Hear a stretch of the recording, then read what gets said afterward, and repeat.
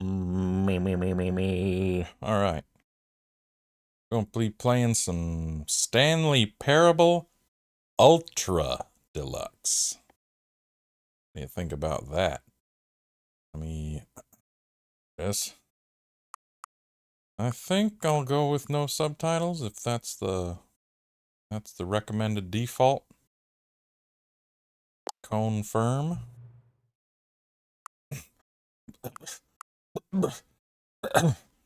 What do I dare say? I feel like I should say no, you know, since they subvert your expectations at every turn in this game, but I'll just pick yes. I'll be truthful. Till the computer is barely visible.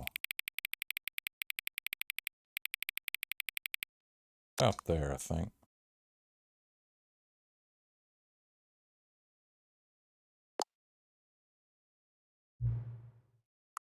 What the fuck?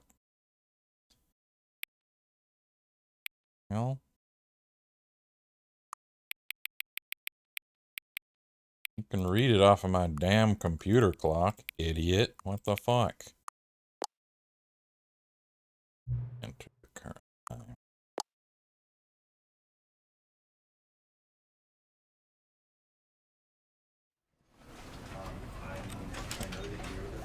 That's weird. Enter the current time. That's weird.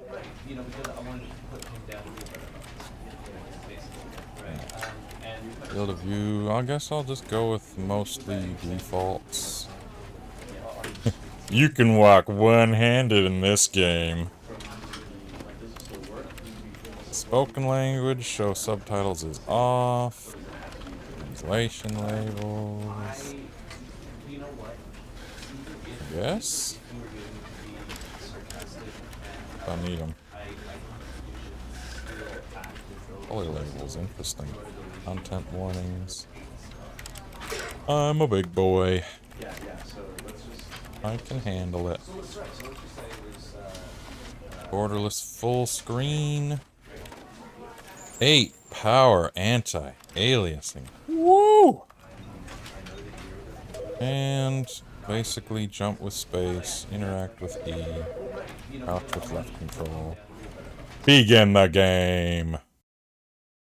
The end is never the end is loading.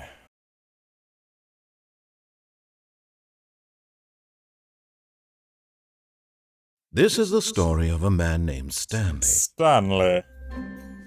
Stanley worked for a company in a big building where he was employee number 427. Employee number 427's job was simple.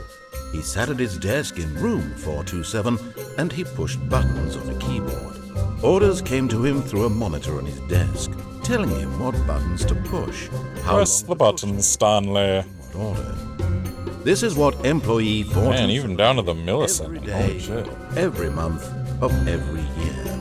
And although others might have considered it soul-rending, Stanley relished every moment that the orders came in, as though he had been made exactly for this job. And Stanley was happy. And then one day, something very peculiar happened. Something that would forever change Stanley. Something he would never quite forget. He had been at his desk for nearly an hour when he realized that not one single order had arrived on the monitor for him to follow. No one had showed up to give him instructions, call a meeting, or even say hi. Never in all his years at the company had this happened, this complete isolation. Something was very clearly wrong.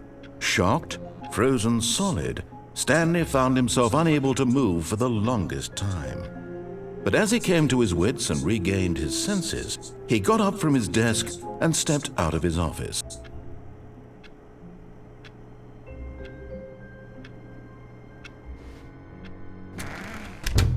But Stanley simply couldn't handle the pressure.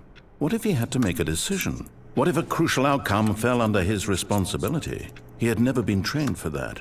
No, this couldn't go any way except badly. The thing to do now, Stanley thought to himself, is to wait. Nothing will hurt me. Nothing will break me. In here I can be happy forever. I will be happy. Forever. Stanley waited. Hours passed, then days. Had years gone by? He no longer had the ability to tell. But the one thing he knew for sure, beyond any doubt, was that if he waited long enough, the answers would come. Eventually, someday, they would arrive. Soon, very soon now, this will end. He will be spoken to. What to do. Now it's just a little bit closer. Closer. Here it comes.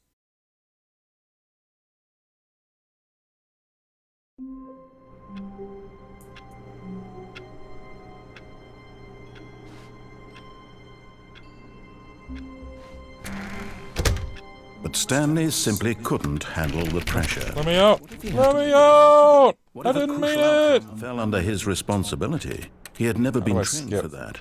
No. This couldn't go any way except badly. The thing to do... Begin the game again.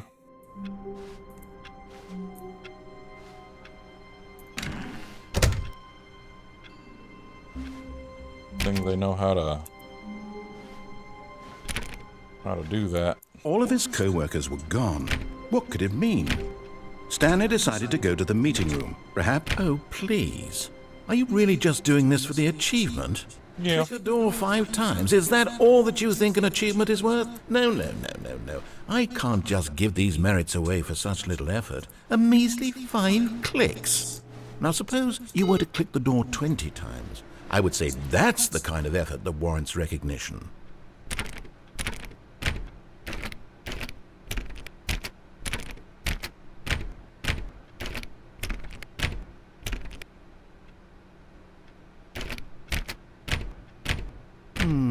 I have to say, I'm still not feeling the satisfaction of witnessing true effort for a noble cause. Perhaps 50 clicks will do it. Yes, almost certainly 50 clicks.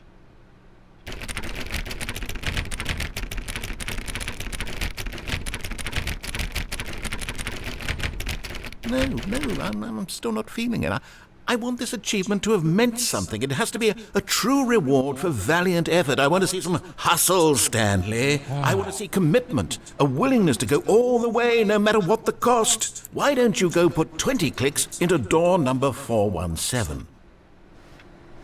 417. 6. 4, 5, 6. Man, those. 420. Oh man, 420. 420. Oh, here we go. Bleep. What's this? Close your damn Word document. Close your damn Word document. Username access. You tell me the significance of the number 11126, whatever. 417. Oh, great. Now, go click a few times on door 437. Where was that? Oops. There we go. Excellent. I think we're getting somewhere. Now, door 415. Let's give it 10 clicks or so.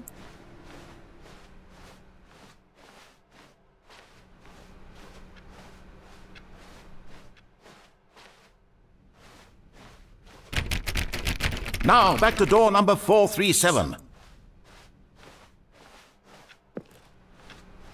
This guy sure is making me work for it. Let's see. How about you click on, well, I don't know, the copy machine? Copy machine?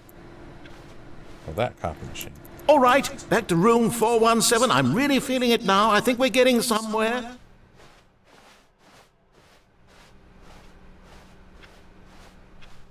Okay, now go climb on employee 419's desk.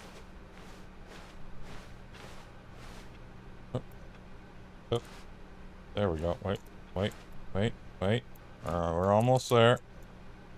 Yes! There we go. This is great! You're putting it all on the line, Stanley. I like that. All right, let's keep it up. Go give me a few clicks on door 416. 416? Gonna make me sick.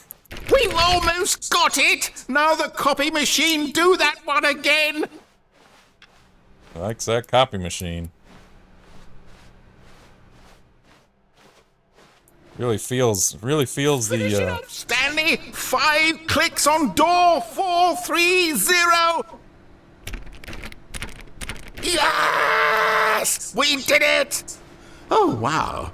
That felt amazing. Oh, you really earned it, Stanley. Nothing could hold you back. Yes, I'm very proud of how far we've come today. Just think, only a few minutes ago you believed an achievement was worth 5 little clicks. Really now, what were you thinking?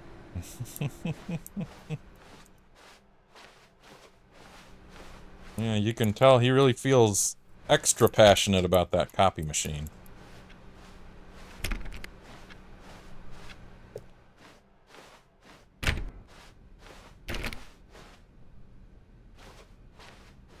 When Stanley came to a set of 2 open doors, he entered the door on his left. Oh, alright.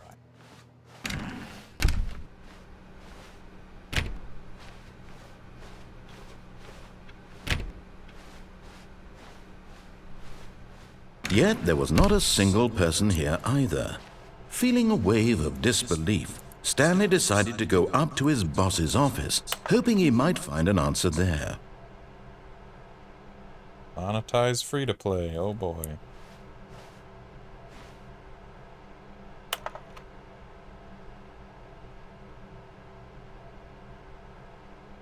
Graphs about things and money. We have our new product. You most of all.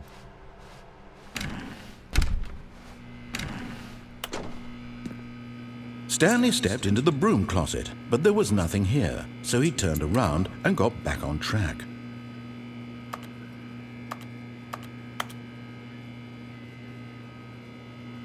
There was nothing here. No choice to make, no path to follow, just an empty broom closet. No reason to still be here. I like it here. A nice broom closet. Hey, Grimm's here. What up, Grim? Playing the remake of Stanley Parable here. It was baffling that Stanley was still just sitting in the broom closet. He wasn't even doing anything. At least if there was something to interact with, he'd be justified in some way. As it is, he's literally just standing there doing sweet FA. Now I'm crouching. What you gonna do about that? Are you really still in the broom closet? Standing around doing nothing? Why? Please offer me some explanation here. I'm genuinely confused.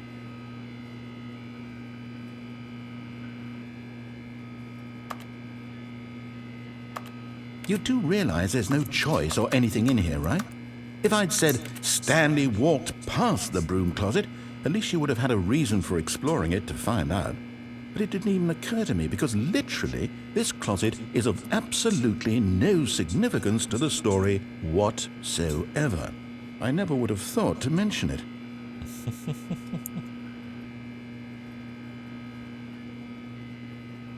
Maybe to you this is somehow its own branching path. Maybe when you go talk about this with your friends, you'll say, "Oh, did you get the broom closet ending? The broom closet ending was my favorite." I hope your friends find this concerning. For your own sake. Well, there's a radioactive Stanley was fat bit of and rope ugly and here. really stupid. He probably only got the job because of a family connection. That's how stupid he is. That or with drug money. Also, Stanley is addicted to drugs and hookers.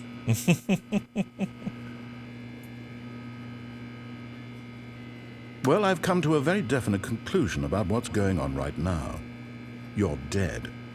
You got to this broom closet, explored it a bit, and were just about to leave because there's nothing here when a physical malady of some sort shut down your central nervous system and you collapsed on the keyboard.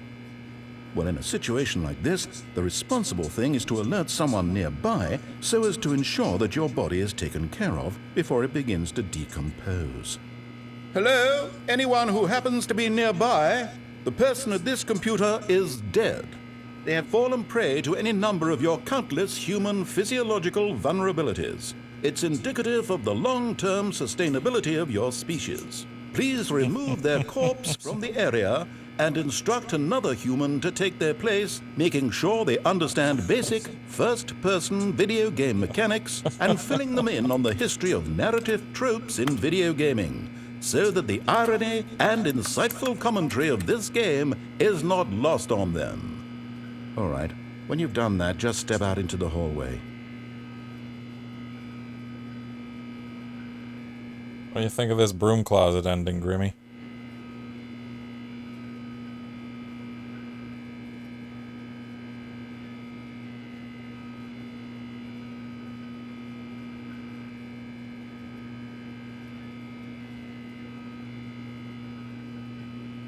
I like the buzz. I like the hum of the electric light. Whatever's humming right now. Well, I guess that's the ending.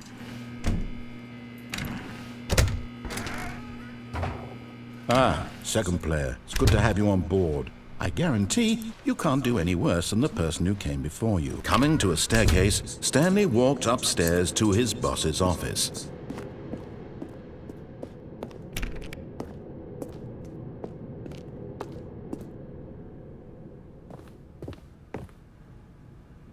The executive bathroom. Money in the morning, money in the evening, money for breakfast, money crisp. Oh, non-interactive toilets? They couldn't even... And non-interactive mirrors? Man, they fucked up. They call this a remaster. This is nothing.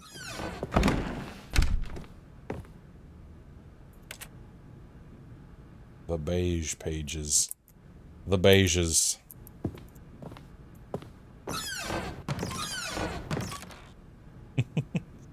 Yeah, that's boss stuff, all right. Stepping into his manager's office, Stanley was once again stunned to discover not an indication of any human life.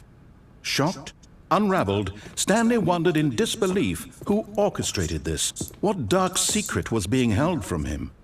What he could not have known was that the keypad behind the boss's desk guarded the terrible truth that his boss had been keeping from him. And so the boss had assigned it an extra secret PIN number, 2845. But of course, Stanley couldn't possibly have known this.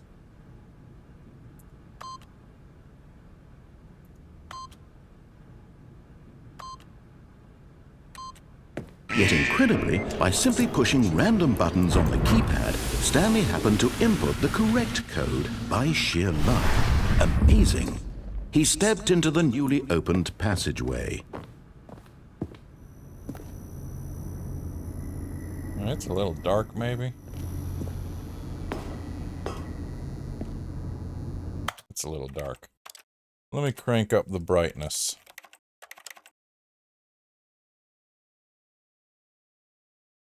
What? Here we go.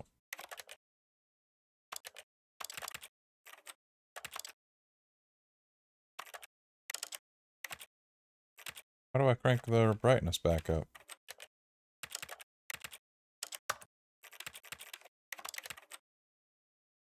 Well, I guess I'm stuck with it. I don't know. I figured I'd be able to, what the hell? Readjust. Come on. No. Ain't no two ways. Well. I see nothing right now.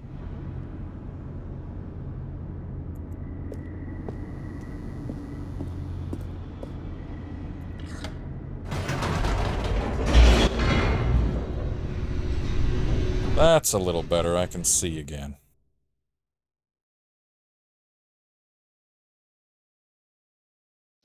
Descending deeper into the building, Stanley realized he felt a bit peculiar. It was a Stanley? emotion in his chest, as though he felt more free to think for himself, bosom. to question the nature of his job. Why did he feel this now, when for years it had never occurred to him? This question would not go unanswered for long. Oh. Sparks. Stanley walked straight ahead through the large door that read Mind Control Facility. Alright.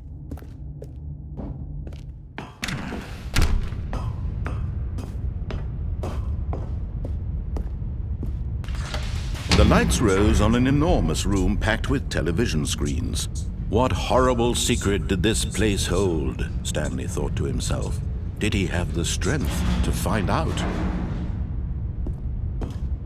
Stanley fart to himself. Now the monitors jumped to life, their true nature revealed. Each bore the number 104 has of an been employee fired. in the building. Stanley's co-workers. The lives of so many individuals reduced to images on a screen. And Stanley, one of them, eternally monitored in this place where freedom meant nothing. Number 601 as well. Oops. Can I get all the way? Oh, oopsies.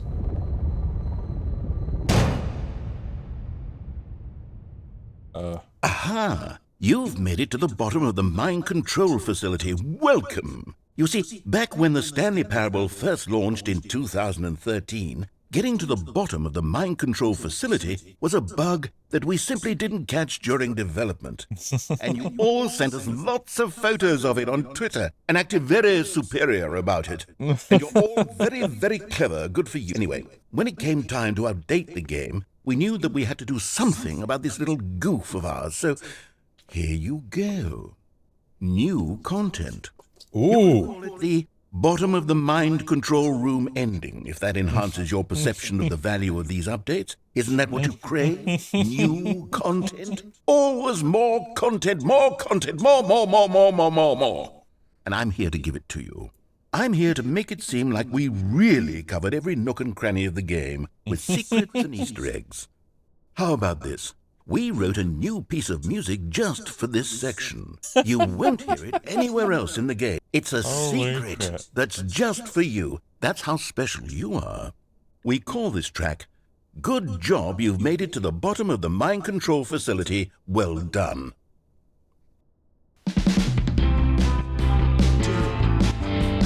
Good job, you did it. Good job. 3, 2, 1. Good job, you made it to the bottom of the mind control facility. You jumped on the catwalk. You should have been careful. You should have been careful. It used to be a bug, but now it's an ending. Now it's an ending. I believe in you. I believe in your ability to cross this barrier and chase your dreams. But railings don't mean anything. Good job, you did it. Good job, you did it. Good job, you did it. Good job, you did it. Good job, you did it. Good job, you did it. Good job, you did it. Good job, you did it. Good job, you did it. Good job, you did it.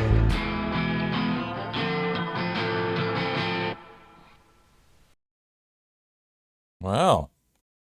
What do you think of that? Bottom floor of the mind control facility ending. All of his co-workers were gone. What could it mean? Stanley decided to go to the meeting room. Perhaps he had simply missed a memo. I didn't even know about that bug.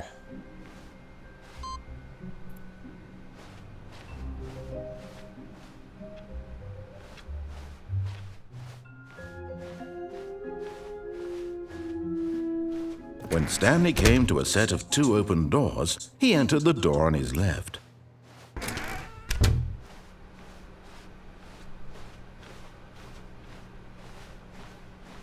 Yet there was not a single person here either.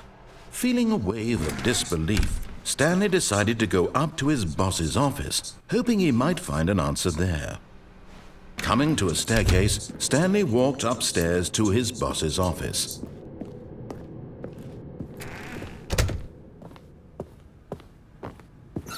Stepping into his manager's office, Stanley was once again stunned to discover not an indication of any human life. What could it mean? Stanley wondered. Stanley was in such a rush to get through the story as quickly as possible, he didn't even have a single minute to just let the narrator talk. That kind of anxiety isn't healthy, so he relaxed for a few moments with some calming New Age music.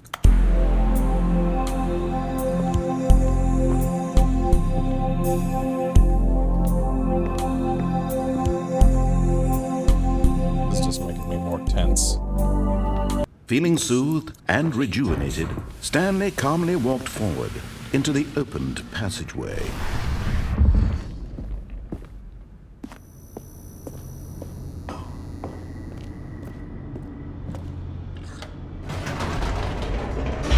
Good job, you did it. Good job, you did it.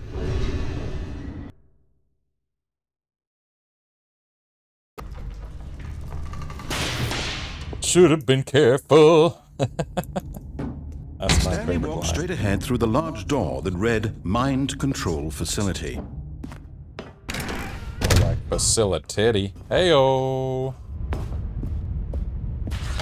The lights rose on an enormous room packed with television screens. What horrible secret did this place hold? Horrible. Stanley thought to himself. Did he have the strength to find out?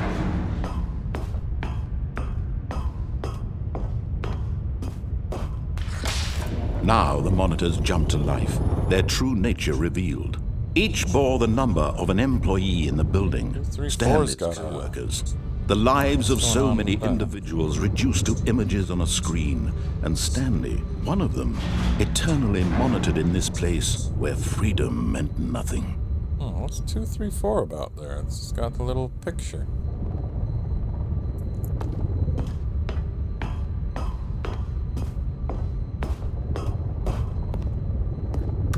What's the zoom? Is there a zoom button? No zoom button.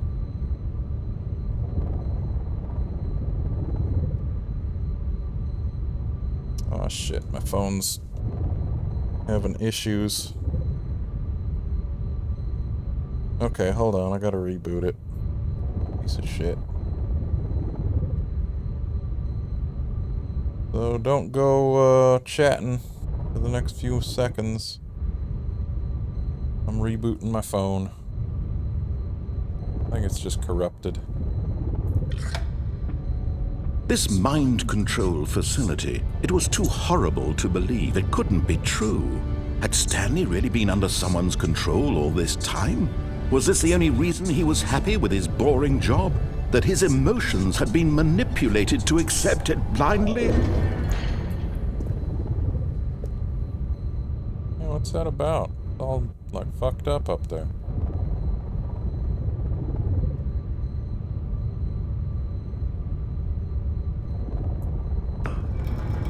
No. He refused to believe it. He couldn't accept it. His own life in someone else's control. It's weird. It's like I'm missing Never. now. It was unthinkable, wasn't it? Was it even it? possible? Had he truly spent his entire life utterly blind to the world? To the world! Oh, the world!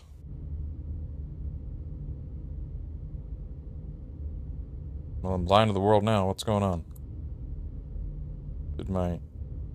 Here we go. But here was the proof. The heart of the operation. Controls labeled with emotions. Happy, or sad, or content. Walking, eating, working. All of it monitored and commanded from this very place. And as the cold reality of his past began to sink in, Stanley decided that this machinery would never again exert its terrible power over another human life. For he would dismantle the controls once and for all. The very controls themselves.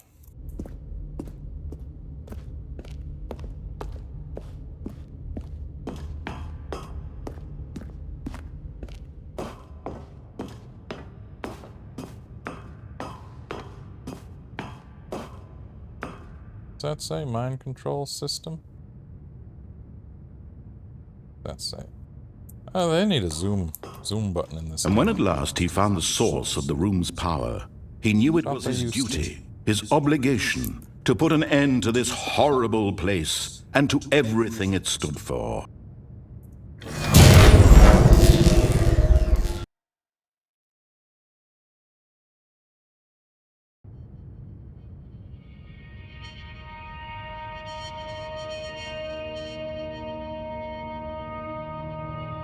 Blackness and a rising chill of uncertainty. Was it over? Yes! He had won! He had defeated the machine, unshackled himself from someone else's command. Freedom was mere moments away. And yet, even as the immense door slowly opened, Stanley reflected on how many puzzles still lay unsolved. Where had his co-workers gone? How had he been freed from the machine's grasp? What other mysteries did this strange building hold? But as sunlight streamed into the chamber, he realized none of this mattered to him, for it was not knowledge or even power that he had been seeking, but happiness. Perhaps his goal had not been to understand, but to let go. No longer would anyone tell him where to go, what to do, or how to feel. Whatever life he lives, it will be his. And that was all he needed to know. It was perhaps the only thing worth knowing. Stanley stepped through the open door. Stanley felt the cool breeze upon his skin, the feeling of liberation, the immense possibility of the new path before him. This was exactly the way, right now, that things were meant to happen. And Stanley was happy. Stanley reveled in it. A good ending.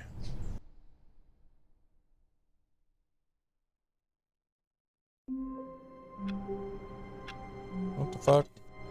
Don't call me bitch. Motherfucker's calling my phone. Bullshit. A soft wind blew outside and perhaps rain started, and if it did, it stopped shortly after. Stanley hoped that he would one day see weather.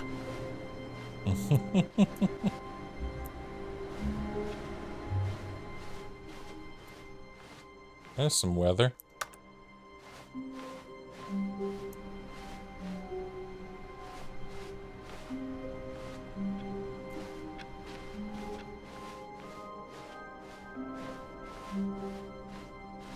When Stanley came to a set of 2 open doors, he entered the door on his left.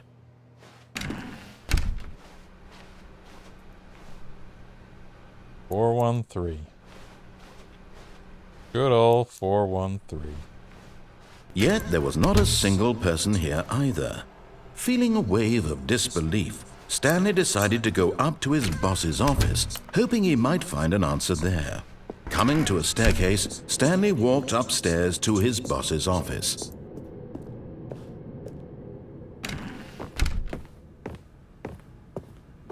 Okay, I think we all know the drill by now. Blah, blah, blah. Dark secrets, the keypad. Stanley pushes some buttons. Oh, hey, look, it's a new passageway.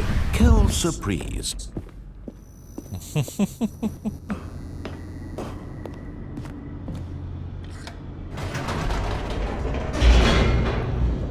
Quelle surprise indeed. Quelle surprise nuts! Heyo!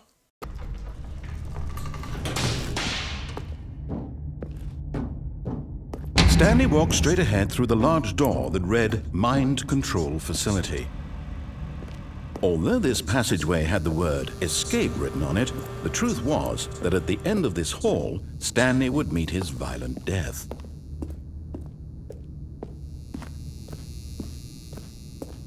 The door behind him was not shut. Stanley still had every opportunity to turn around and get back on track.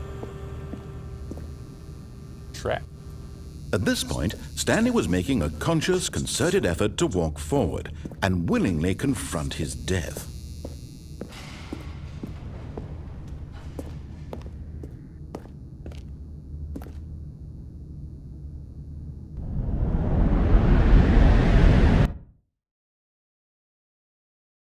Kersplat.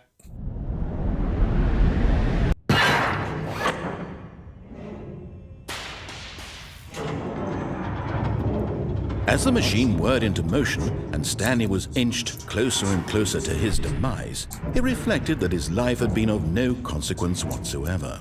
Stanley can't see the bigger picture. He doesn't know the real story, trapped forever in his narrow vision of what this world is. Perhaps his death was of no great loss, like plucking the eyeballs from a blind man. And so he resigned and willingly accepted this violent end to his brief and shallow life. Farewell, Stanley. Wait.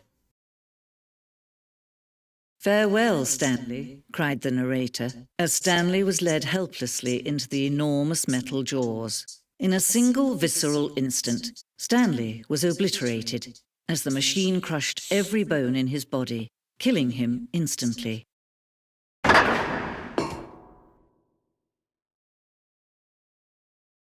Who's this dame?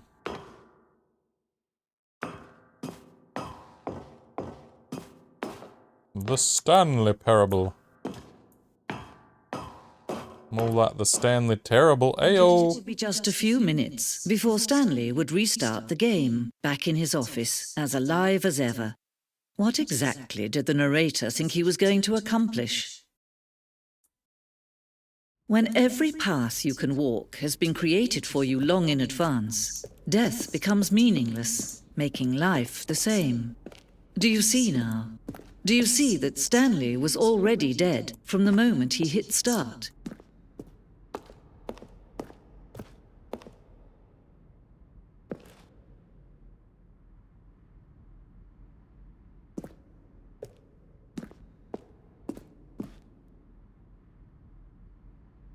This blueprint shows the office from the beginning of the game. The path from Stanley's office to the two doors was the first part of the game that was built. Sections have been added and altered throughout development, though the core layout remains almost identical to the first iteration. Well. The office. Office. The orifice. No, turn it back on. I wanted to play solitaire.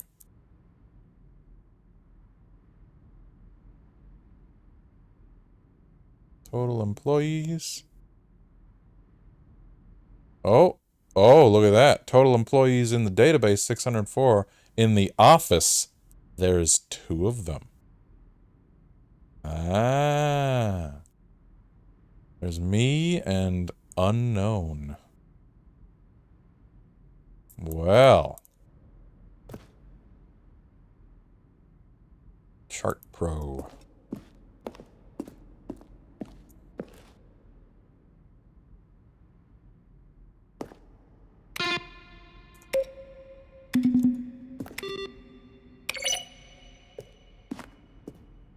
Nice.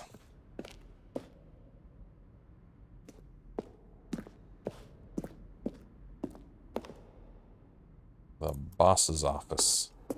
The boffice, as it were.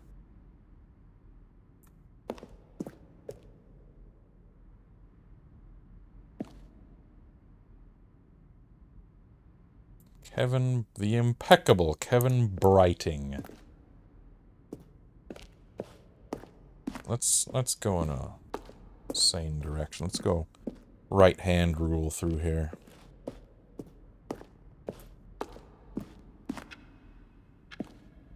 Tick, tock, tick, tock.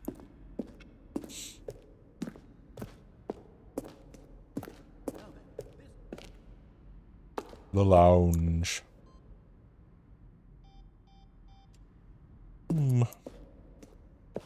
Stanley pushed the big red button. Kevin Brighting. Now look closely, Stanley. See how it's impossible for the player to do anything in this room. Perfect example of poor level design. Textbook mistake. It's the kind of thing you'd pick up on intuitively if you had even the most fundamental understanding of good and bad game design. But of course, you being you, you'll probably spend the next hour trying to solve it. When Stanley came to the I'm just bench, going to make he this easy traveled on you. upward to the power source at the top of the facility to end this injustice forever. Then he pushed the number 8. And finally, he pushed the number 9. Now look closely, Stanley. See how it's impossible for the player to do anything in this room. Perfect example of poor level design. Textbook mistake. Textbook mistake. Now look closely here, Stanley. The freedom ending. Isn't that nice?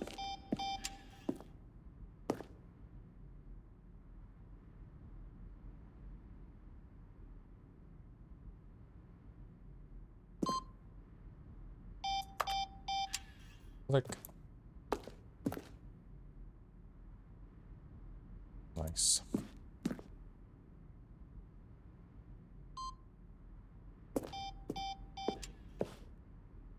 The countdown room.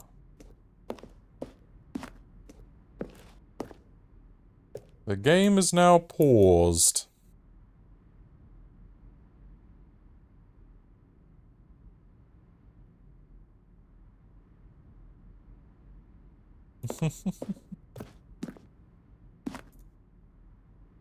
The Zending. Wait, what's this?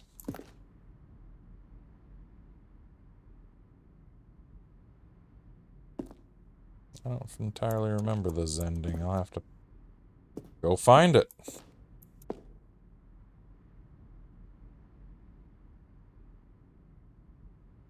Which was eventually cut.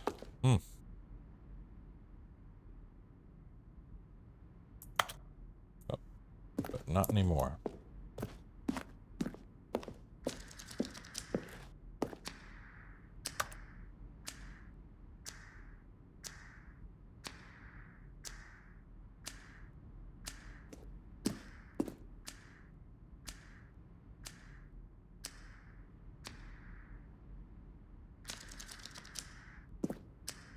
Falling to their death.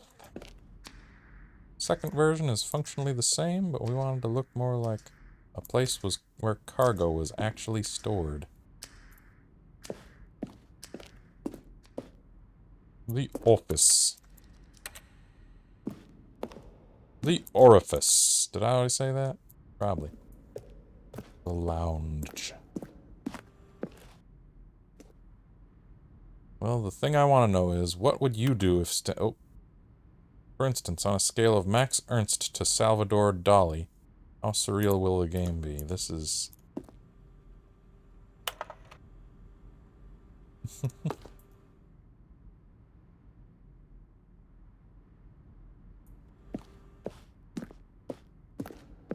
Classic.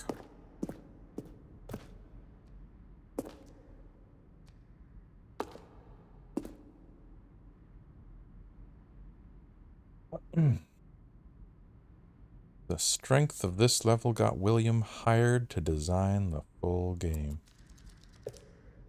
Look at that. Stanley. Stanley was alone. He Stanley'd Stanleyfully. Stanley's office.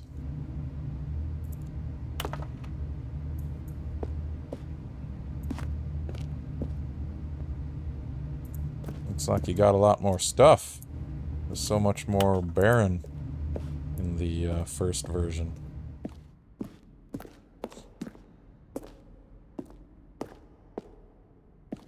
Alright, down here, I think.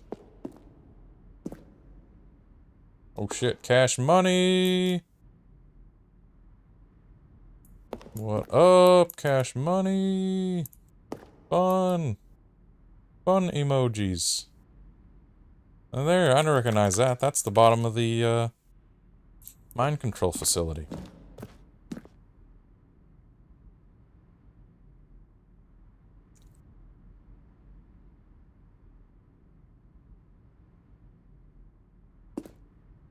would dare? Who would dare make fun of shooters?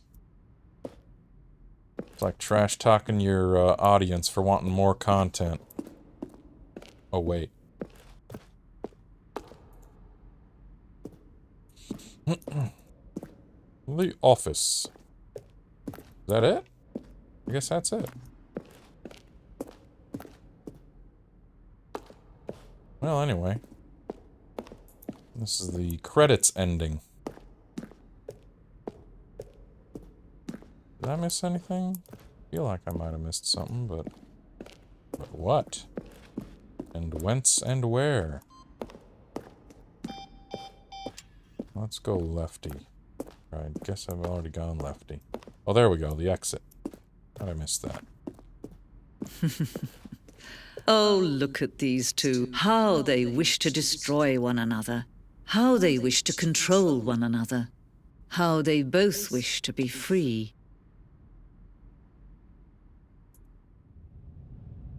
Can you see? Can you see how much they need one another? No, perhaps not. No, I don't suppose you can, Sometimes these things idiot. can't be seen. Stupid. Jackass. But listen to me. Oh. You can still save these two. You can stop the program before they both fail. Push escape and press quit. There's no other way to beat this game. As long as you move forward, you'll be walking someone else's path. Stop now and it'll be your only true choice. Whatever you do, choose it. Don't let time choose for you. Don't let... Oh, I let time choose for me. And my phone fucked up again, what the hell? Oh.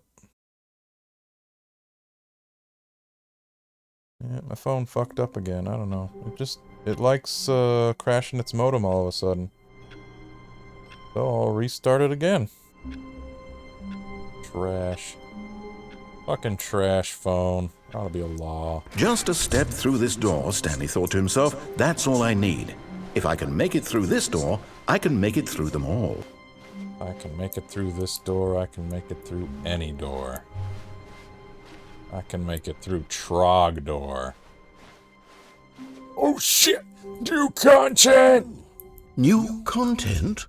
What does that mean, new content? Kind of bunched myself out of it. Hold on. Well, I'll get there eventually, I'm sure. Wasn't 416 one of the guys who was fired?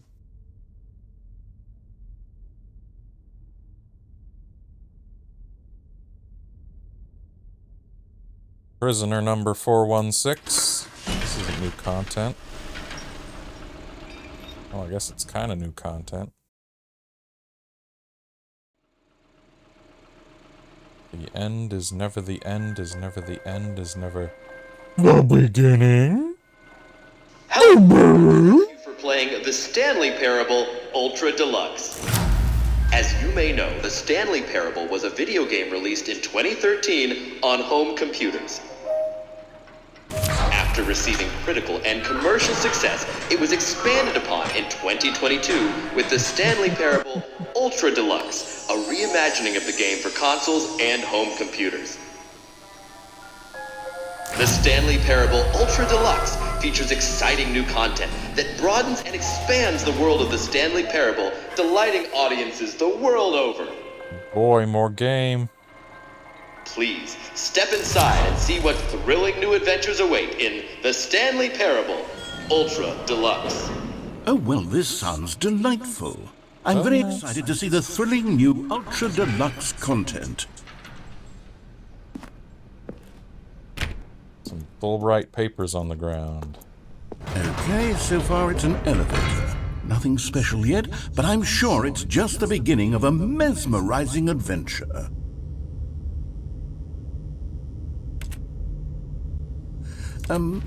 Is it broken? What's going on here? Should we be moving somewhere or... oh, there we go. There we go. All right, There we finally, at long last, it's on to the new content. I've never been more ready. Let's do it. Is it gonna be worth the $15 fucking I paid? I have to say, initial impressions of Stanley Parable Ultra Deluxe, mostly tedious. It's as if Oh, okay. Let's see the content. Give me the content, Stanley. Oh, shit. All right? Oh, All right, shit. let's see, it's the jump circle?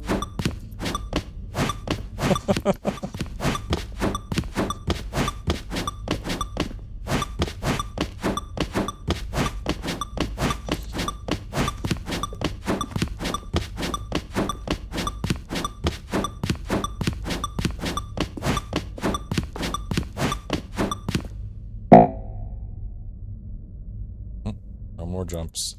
I could only fit 36 jumps. How do I reset it? Is that it? Surely that's not all the new content. There has to be something else, right? Goodness, another elevator. Stanley, I have to say, initial impressions of this game are not positive. It's just elevators and jumping. Is this what passes for exciting new content? If this is new content, then I could just read you the whole dictionary. There's 20 hours of new content right there. Hell, I could count to 30 trillion. You could put that on the box. The Stanley Parable Ultra Deluxe, now with over 1,000 hours of new content. And oh, wait. There's more. Very good. Yes. I knew there had to be something else. Let's see it. I'm ready for whatever it is. Thank you for enjoying the new content. That's it? Oh, you've got to be kidding me. You see, Stanley? This is what happens when greedy video game developers with no respect for their fan base rush a cheap expansion to market for no reason other than to make an easy dollar. And don't get me started on the level of craftsmanship that's gone into it. In fact, I'm looking right now at the game's achievement, and it's hard to believe one of them actually says, "Test achievement, please ignore." What quality assurance department signed off on this? I'm infuriated and I'm offended, and I intend to find these people on Twitter and hold them personally accountable. It's my fault, Stanley. I built up too much anticipation around the new content, I'm afraid. It could never have lived up to such expectations. If you're still with me, why don't we just reset the game, and we'll try to get back to what the Stanley Parable is really about. No frills, no gimmicks. Just you and me having a great time together like always. What do you say, sound nice. friend? Oh, he chose for me. Alright, oh. Got some Z fighting on those papers.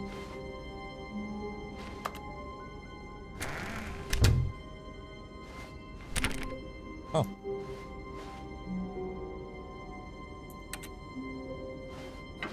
Psst! Stanley! Come over here! In the vent! I want to show you something! I'll get to it, okay? I'll get to it. Don't you worry, none.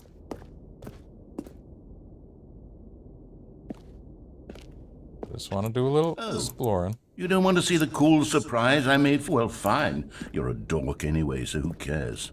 Oh, never mind. You're not a dork. Coffee nut. Coffee D's nuts. Heyo.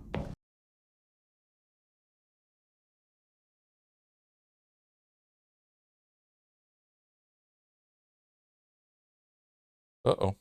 Is it stuck? There it goes.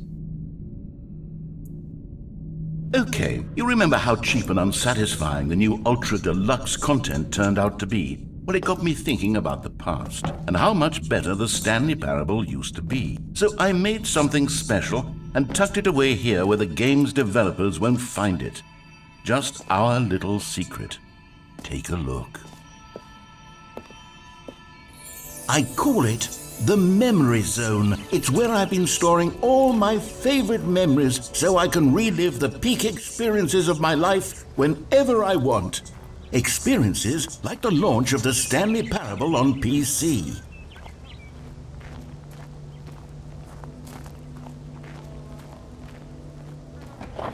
The Memory Zone.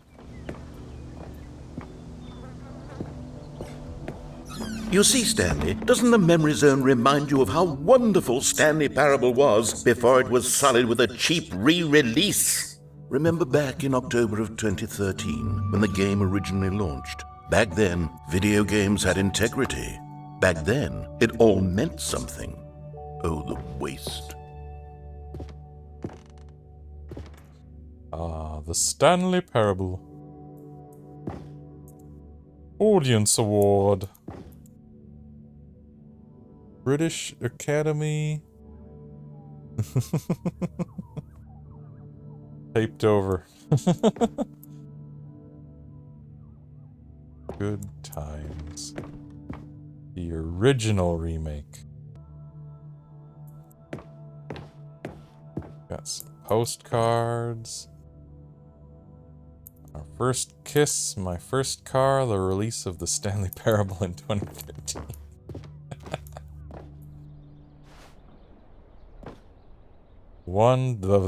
The very first dollar that the Stanley Parable earned.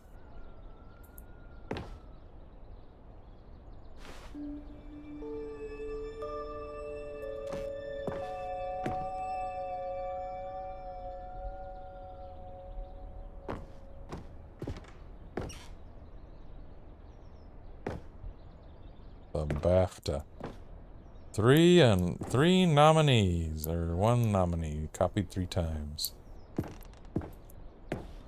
New video game releasing today.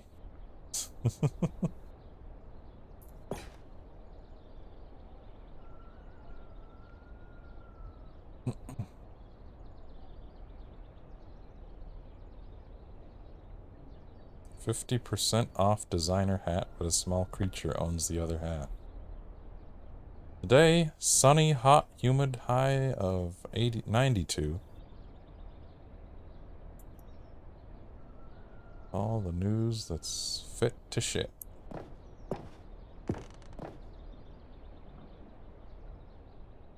Oh, looks like Stanley been done in here.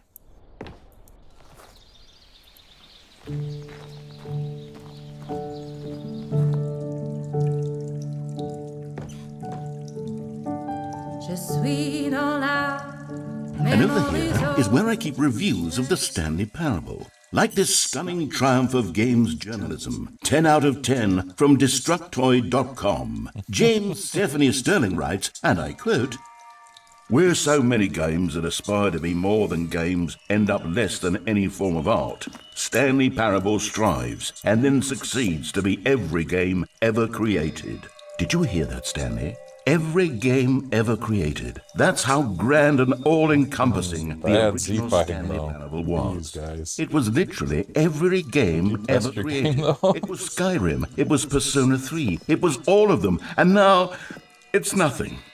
It's no games at all. It isn't even the Stanley Parable anymore. It's just a husk now. A lifeless husk with an hour of new elevator content.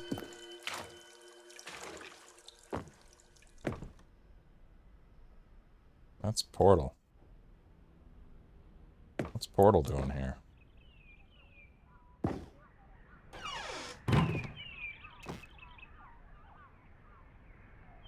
Top 10 memories from the Stanley Parable 2013. Person of the Year. Stanley. Good old Stanley. What's down here? Nothing.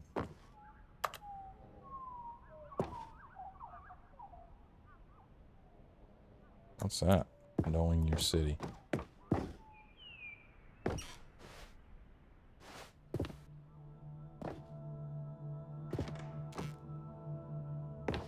Guys, the Z fighting though.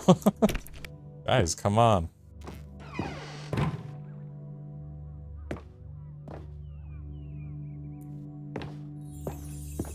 Here's another moving passage, this time from GameSpot.com.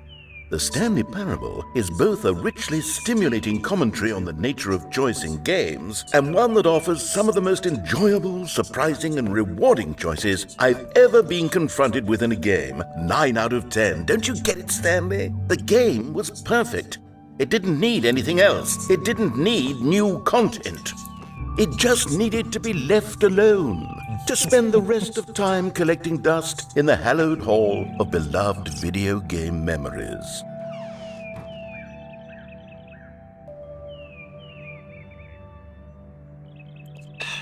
You sure about that?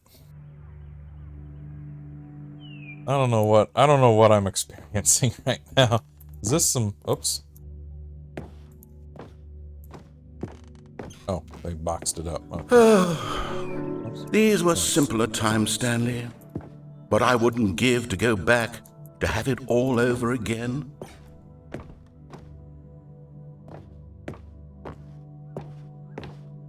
There's no cheese method to get into the serious room.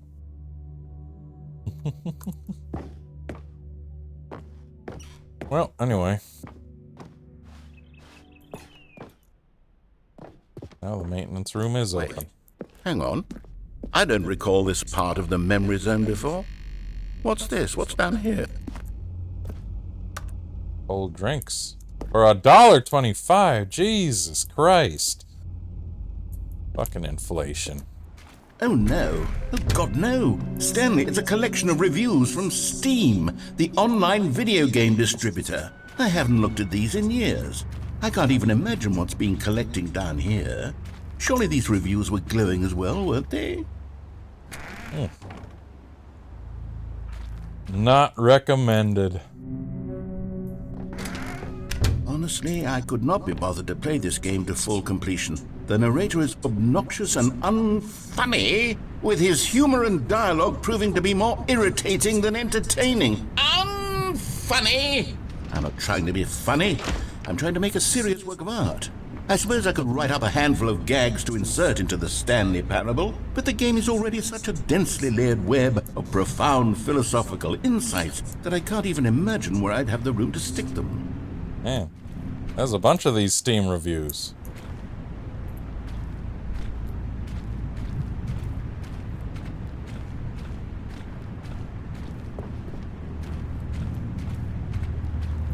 Whole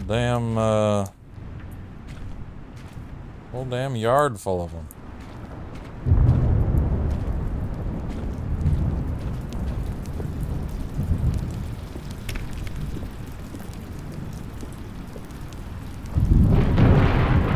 Okay, let's see what this one says.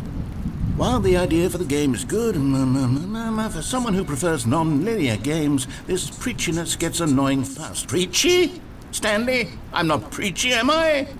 You can tell me if I'm preachy. Honestly, you can. Oh, goodness. This is actually quite shocking for me. To be honest, I had always thought of the game's dialogue as being rather terse to begin with. You can't know how much fluff I cut from the game to get it to feel as light and airy as it... Well, I always thought it did. But maybe it wasn't. Oh, dear. What an awful memory to have to hold on to. These black marks on my otherwise unimpeachable track record. I feel like a failure. Like I let these people down. Perhaps the Stanley Parable isn't quite as sterling as I always remembered. Oops.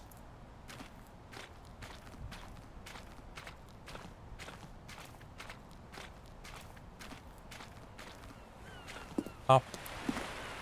What's this one got to say? You constantly have to stop doing anything so the narrator can catch up with his long-winded explanations of what's happening. I wish there was a skip button. That guy really didn't get it. A skip button?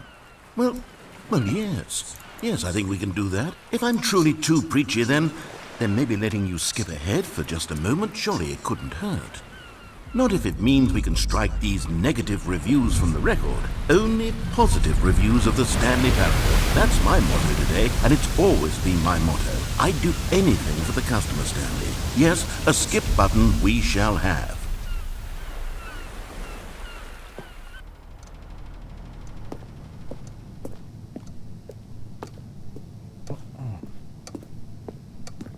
Little ladder.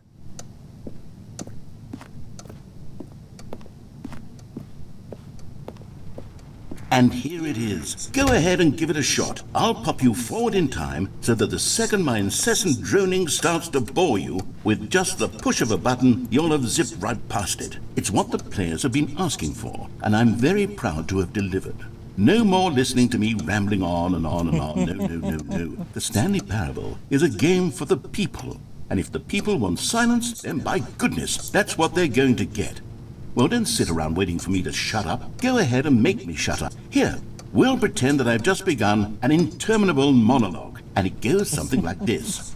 The story and the choices, or what have you, and therefore by becoming it is, so on and so forth, until inevitably we all until the end of time, at which time everything all at once. So now you see, blah blah blah blah blah blah blah blah blah blah blah blah blah blah blah. We've eaten too much and it can't be just yet. No, until 245.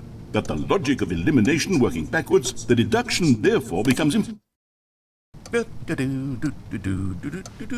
Oh, you're back, you see. You were only frozen in time for a few minutes, but it was plenty of time for me to deliver a long, rambling monologue full of unnecessary verbal flourishes and lengthy ruminations on the nature of choice in video games. Of course, I happen to believe it was perhaps one of my more profound such ruminations. Not that, of course, you need a description of it, but if I had to describe it, I'd say it was perhaps less of a rumination and more of a treatise. Or maybe a manifesto. Look, I'll outline it for you very briefly, and you can tell me what you think. Well there, sport. You really did catch me rambling on a bit, didn't you? But that's the power of the button. The minute I start to go off on a thoughtless display of self-absorption, it's right at your fingertips to go poof, and it's all over. Oh, I can't wait to see what Cookie9 will say about this, and whether they'll edit the rating of their Steam review, or at least change some of the wording, perhaps. To be honest, I don't even know if one can change their review in the first place. I guess I should become better educated on exactly how Steam works. Perhaps that would have been the smart thing to check on before I went about this whole exercise. Okay, welcome back, Stanley. Now, I should say that the amount of time the button has been skipping through is becoming longer and longer. That last one was, well, I want to say maybe 30, 45 minutes? It's not unendurable by any means, but it's, well, there's really only so much I can ramble on to myself about. I know, it's shocking, isn't it? But at any rate, I do suggest that we not press the button again. I think the skip button has been aptly demonstrated, and we can say goodbye to it and just... Wait. How do we get out of here? Where did the door go? Wasn't there a door that led into this room? I do feel quite certain that there was one here before. How else would we have gotten into the room in the first place? I don't think one can enter a room without a door of some sort, or a window or something like that. Do you see a window anywhere? A porthole? A sufficiently large crack in the wall? I'll take any of these. All I want is for us to move on and to please step away from the skip button, to go anywhere other than the skip button. There was a door here before, wasn't there? I swear there was. Where did he... Stanley, please don't push the button again. It's been 12 hours. You've just been frozen there. I don't know why the skips are getting longer, but they're really, truly getting longer, and my God, there's no way out of the room. Stanley, the door is gone. It's completely gone. I've looked at it from every angle. I've checked every one of those... Oh, Stanley, you're back. You're back. Oh, my goodness. I have someone to talk to again. Stanley, I think it's been a week. Or 2 weeks. I've been sitting here all that time, just sitting here, not a single person to speak with.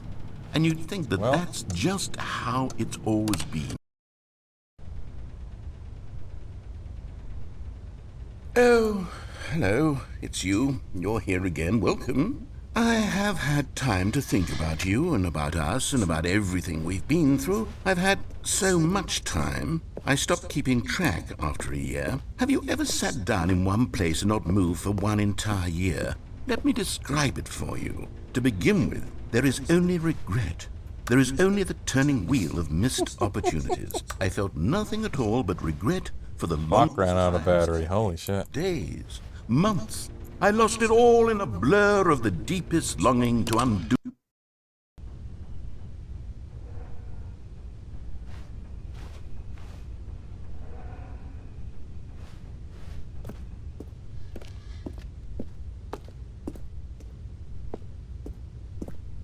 Now the narrator, even the narrator is dead.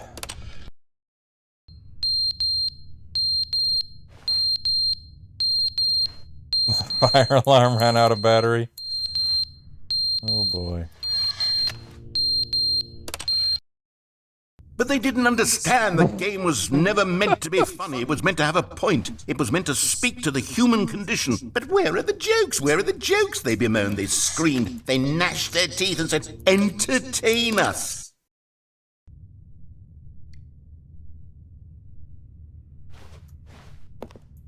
Where are the jokes?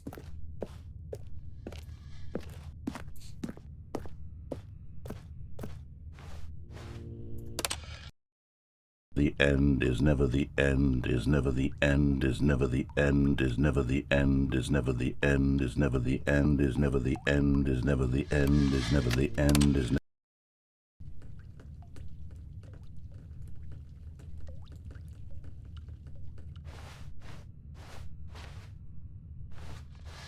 It's frozen in place. Here we go.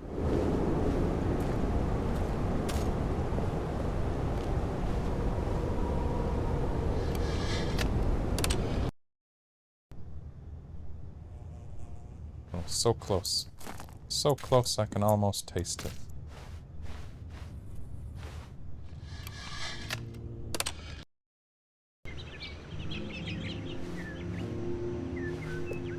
Oh, so close, so close. Just a couple more skips, Stanley. Oh, it all died.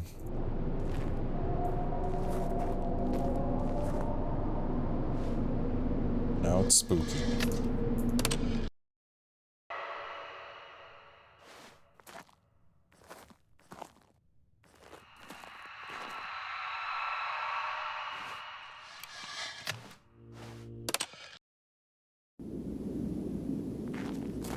Just a couple more 100 million years and I can get out. Oh, there. Wait. Oh, skip button's broken now.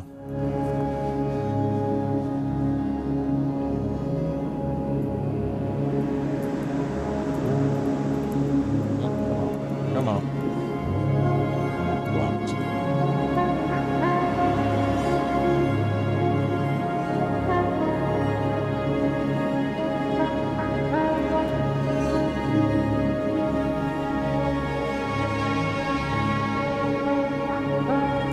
The narrator. Now I'm playing Serious Sam.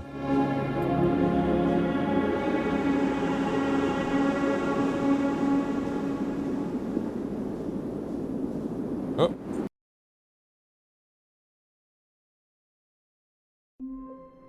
Oh, that's it.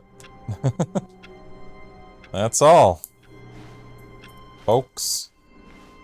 All of his co-workers were gone. What could it mean?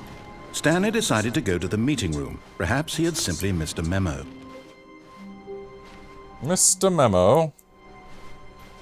What about Mrs. Memo? Oh, shit. Door's still, like, jammed open. I can't go that You noticed my route. sign. Yes, I have something very exciting to show you. I want to go that route. Damn it. Thing's stuck. Well, maybe those boxes will go away.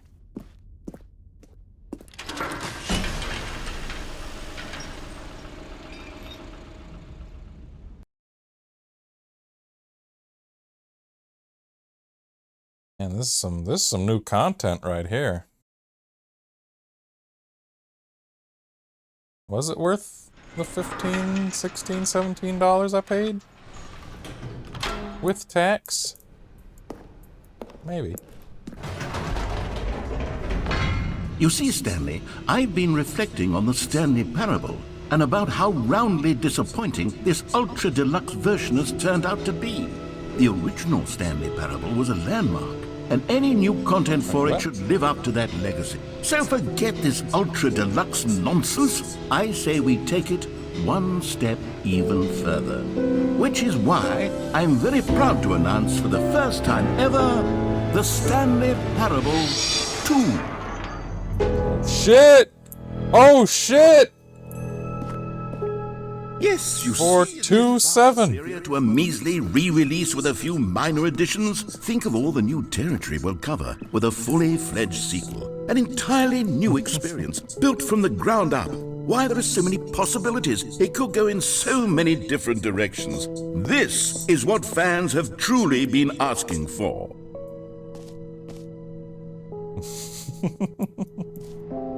It's the sequel.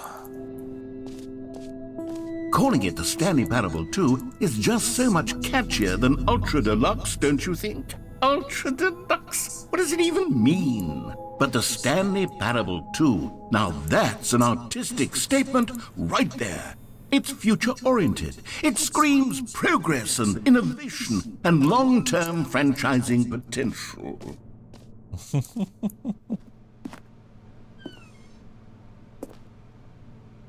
It's a burb. Oh, it's a crow. Man, crows is making their own hardware and everything. Oops. Who's these guys?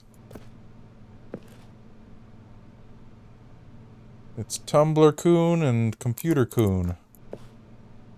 They're married.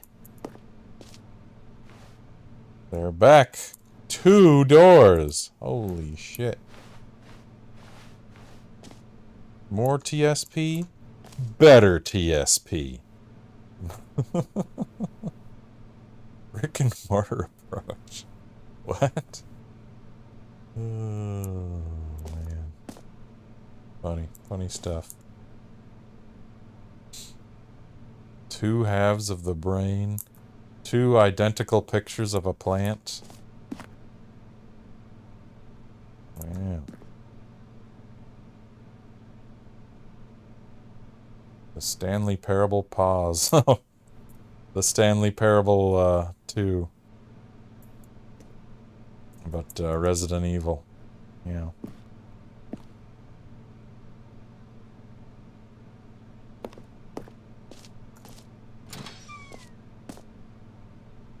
Oh shit! You Stanleys. Now, to be clear, I haven't quite nailed down what exactly the Stanley Parable 2 is going to be, but let's take a look at some of the features I've been developing for it. Scrum. I figure that if I can loosely organize a handful of interesting concepts, that surely the game will sort of naturally spring up around them. It'll all work itself out. Game development is much more of a fuzzy magic than anything scientific or logical, really.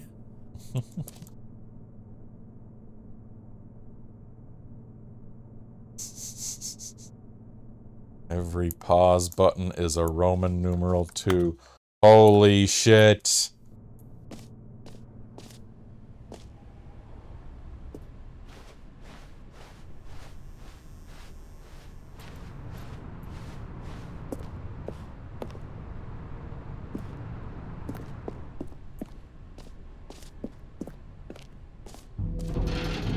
Here we are. Go on, try out some of the new features. The Stanley Parable 2 Reassurance Bucket. Oh.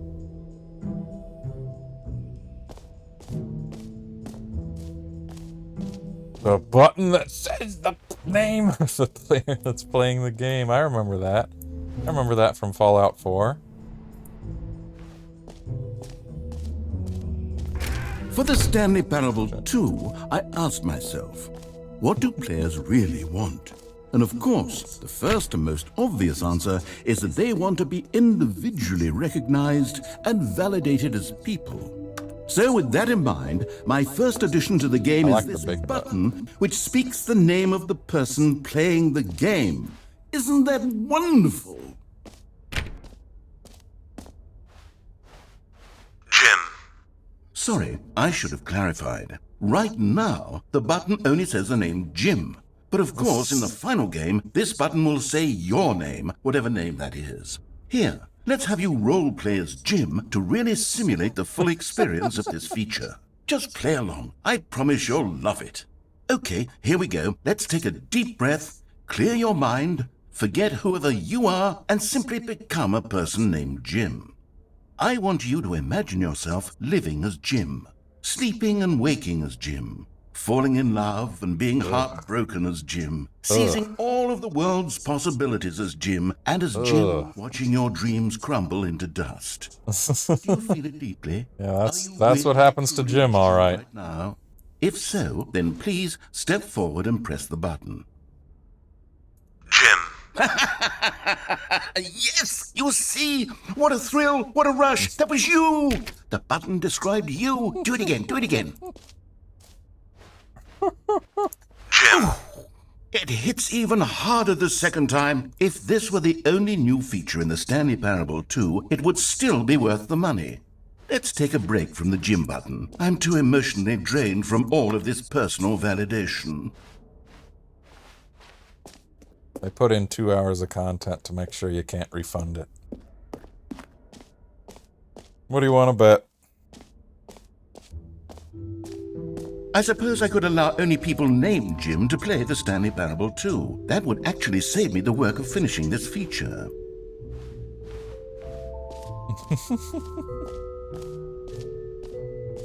Oh, let's check out the old reassurance bucket.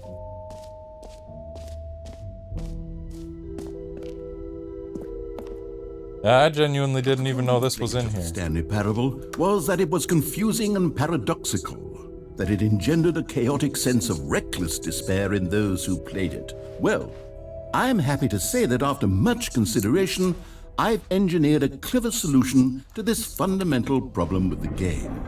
It's the Stanley Parable Reassurance There it Bucket. is. You see, Stanley, anytime you're holding the bucket, a sense of calm and ease will fill your mind and your heart. It's true. As long as you hold on to the bucket, the many disorienting contradictions of the Stanley Parable will feel perfectly normal and perhaps even comforting. You may even come to long for the gentle embrace of jarring cognitive dissonance while the bucket is in your arms. And to be honest, it's a much more convenient solution for me than actually redesigning the game to be less uncomfortable. Can you imagine what a pain in the ass that would be? Yes, the bucket is the perfect solution. Come on, give it a try.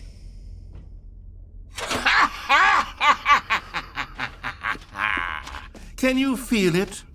The glow of comfort, even in the face of crushing despair, must already be sweeping through your body. And in fact, can I say that I do believe the bucket lends you an air of charisma as well?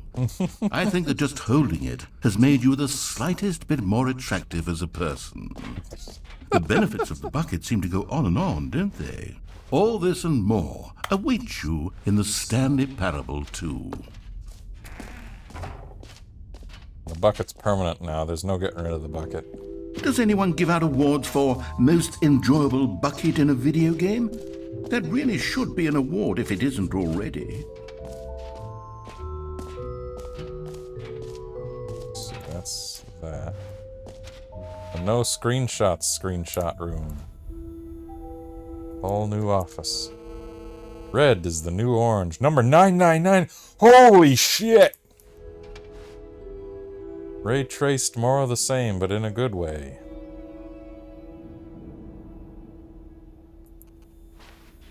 New features, new content, new ideas. Yeah. Oh, the jump circle's back.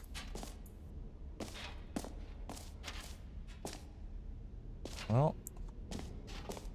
I want to have a look down this, You heard Jim in the game. An epilogue would be fun, wouldn't it, Stanley? Yes, it will go at the end of the, well, we'll figure that out later.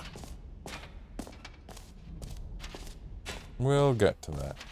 You must be this tall to be Stanley. Parable 2. Okay, I'll be honest, I haven't yet decided on this one. I think that in the new version, the office could use a bit of decoration, like balloons. But I'm undecided on Get Well Someday and Happy 12th Birthday. Which would you go with? Oh, here we go.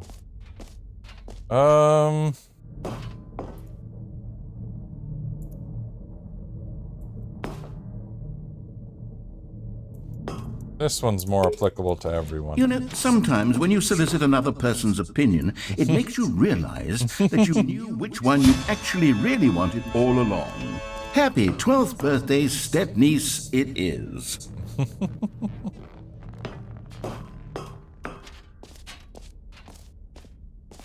Or actually, maybe I should have gone with...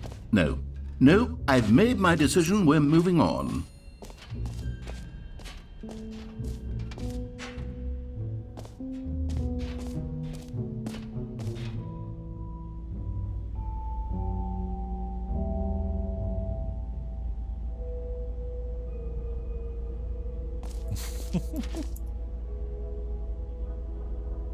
Depth is infinite. The infinite hole.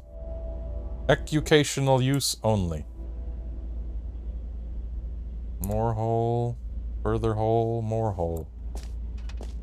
It just keeps going. Is that the Flesh Pits National Park? Stanley, here's an idea that I'm truly fond of. It's never been done before in a video game. This is, in fact, a hole that you can fall down forever. That's right. Infinite falling. You can fall until the end of time, if you like. A stunning leap forward for video games as a medium. I think that's been done before. Well, let's fall down the hole. You see, isn't it wonderful? One of my more ingenious concoctions, if I do say so. Now then, since you've gotten to see the infinite hole, you can press the teleport button to pop back up to the top, and we can continue onward. Now, I don't mean to be a bummer, but I do recommend you use the teleport button to go back to the top. Maybe do it on the sooner rather than later spectrum of things. But I like the hole. What if I like the hole? Okay, Stanley, I don't know quite how to say this tactfully, but it's possible that I slightly exaggerated the infinite nature of the hole. Oh. It's a very, very deep hole. To be certain it is. It's an extremely deep hole. I don't want anyone to say that it isn't an astonishingly deep hole. It is. Is it infinite? Well, that sort of depends on your definition of Utter infinite. lying From fibber. one perspective, the infinite is merely philosophical in nature. It's more of a... Okay, well, good for you. You found the bottom of the hole. You found me out, Stanley. I'm a liar and a cheat, and you're so clever. Look, I think the issue here is just that you're unusually teleport. fascinated by falling.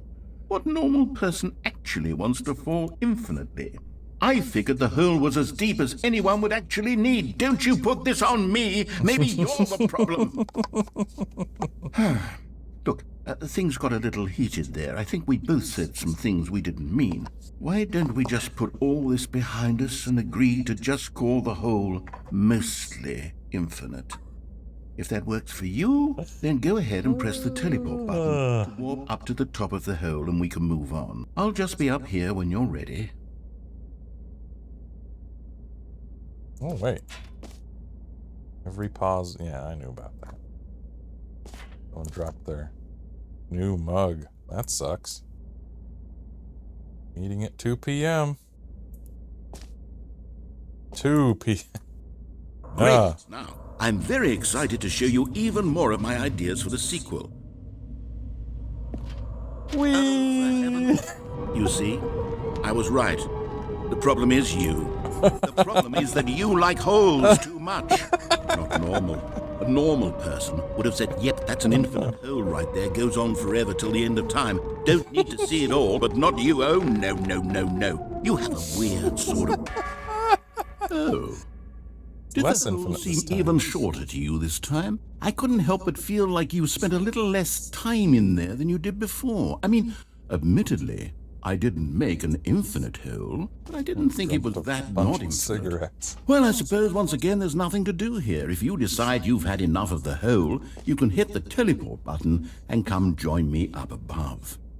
Had enough? I'm positively thrilled. I really do have so much more to show you and to talk about, and I've had enough of the hole for a lifetime. Let's go down the hole! Gosh, how could I have guessed? You're back in the hole. If this starts to become a thing where... Wow. Okay. Yes. I'm starting to become extremely certain that the hole is not only not infinite, but that it's growing steadily less and less infinite. I suspect that I'm starting to hit the point where it's no longer feasible to call the hole infinitely deep, even by the lax overall standards for accountability and marketing. What's going on here? Stanley, I have no explanation for the uncertain nature of the hole's length. Here, let's try something. Let's pop back up to the top, and we'll see if it gets any shorter. Well, there it is. The shame of my lie has come to haunt me. Not only is the hole not... How is this still appealing to you? I know you're obsessed with holes, but at this depth, I just can't see this scratching the itch.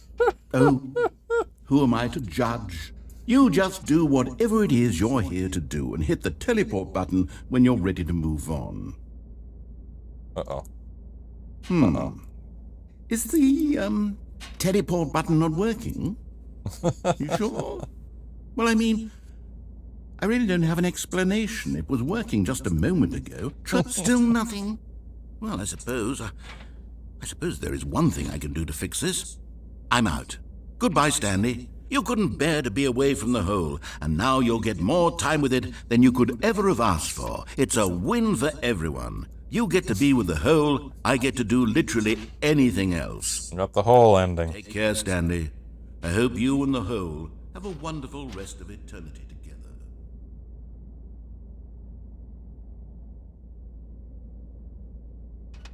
I didn't mean it. I didn't mean it. Oh.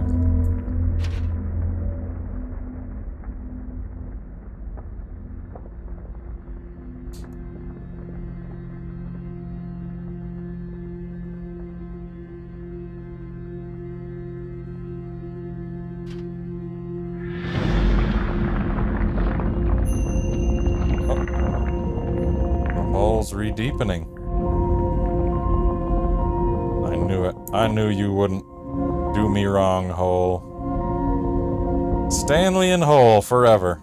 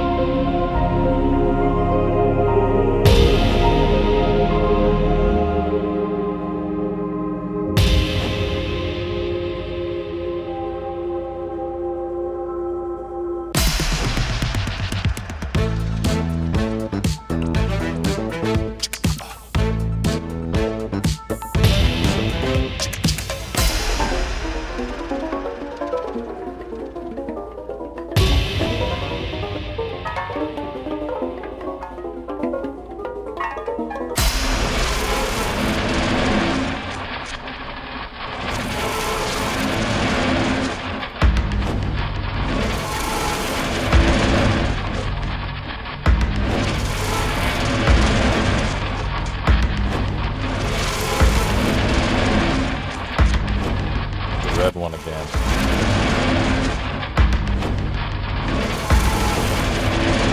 Well, that's something. Shit. Oh shit, upside down Stanley.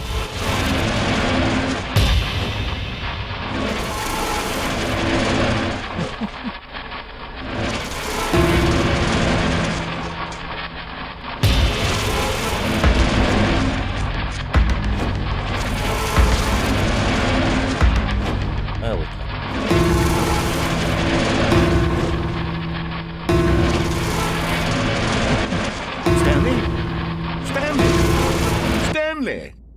Oh, good, you're awake. It seems you had sort of dozed off there, drifting away into dreamland. But we can't have that, Stanley, because this hole is just so darn fascinating that I want you to be wide awake for every second of it. You don't want to miss a single moment.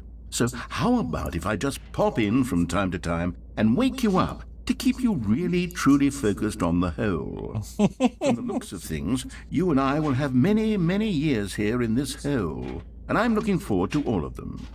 Stay alert, Stanley. I'll be back. Toodle-pip.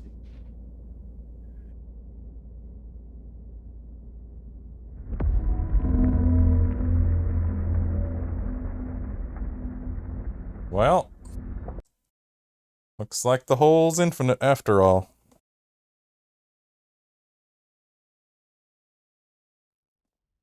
Here we are. Go on, try out some of the new features. Was that? No, that's the epilogue.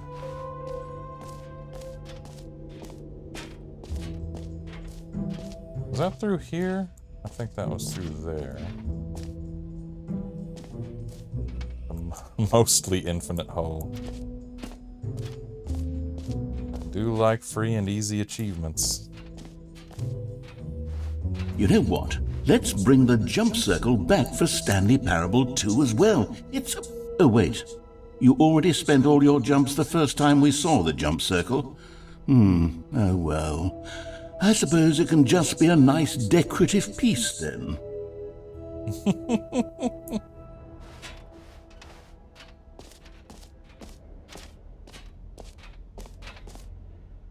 Well, check out the free achievement.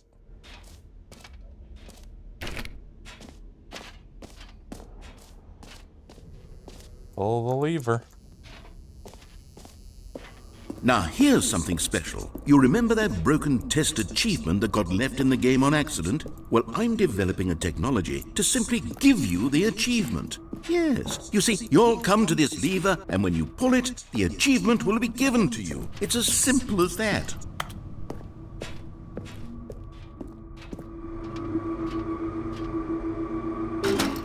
Okay, perhaps I should have clarified. This is technology that will exist. Right now, the achievement is still fully broken. I'm not a wizard, Stanley, but I guarantee it will be fixed in the sequel to at last satisfy the hordes of ravenous fans all over the world who have been uproariously demanding this feature. Gamers, we hear you. The achievement? I promise it will happen. I want the achievement!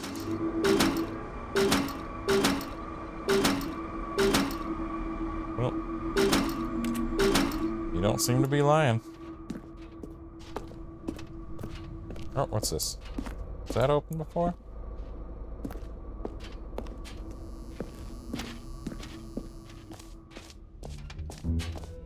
What else? What other exhibits haven't we seen yet? Did I? Yeah, I went through there. That's new. I'll get to that.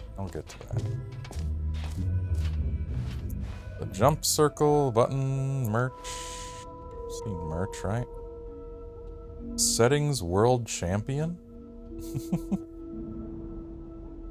5 is this map. Collectibles. I can't read this. What's Z? Where's Z? Merch. Oh, I see. Semicolon. Office decorations.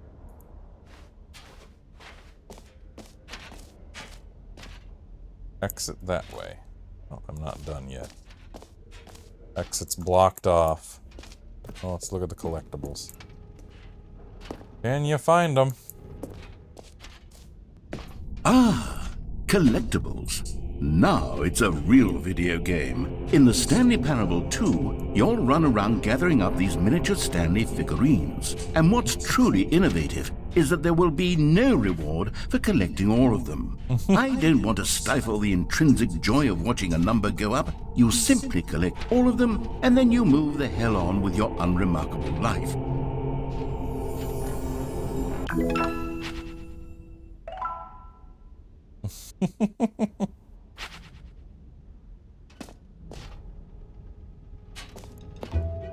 God, it really is the worst when you collect everything in a video game and then they give you a big fancy reward for it. Absolutely tragic.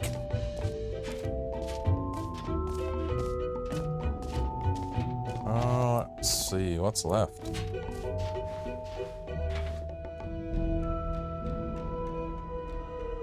What the hell's Settings World Champion?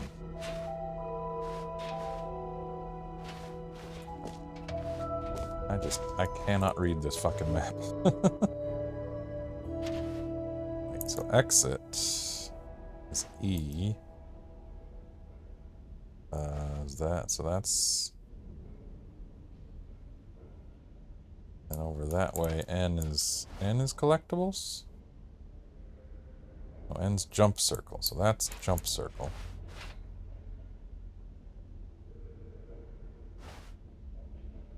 Okay, I think I get it. Except it's like mirrored.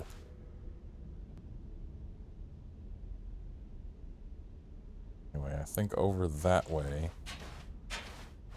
free achievement. I don't think they know how the... Oh, okay, no, that's free achievement. So, wait, through there. What the fuck is this map? I must be losing my mind. Let's see, Z is merch. Okay, so it's across from merch. Losing my mind.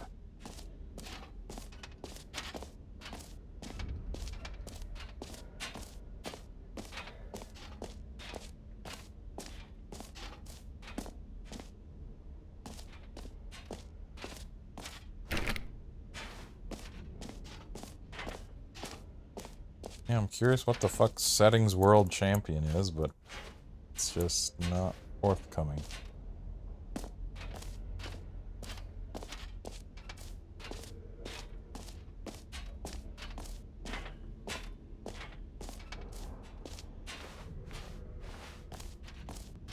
It's through here. Anything? Oh, here we go. Well, that's the exit. That's where the exit is. Okay.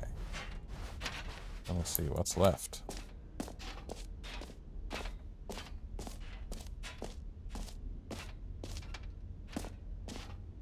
What's that? Collectibles. Ah, here we go. What's this? Okay, here we go.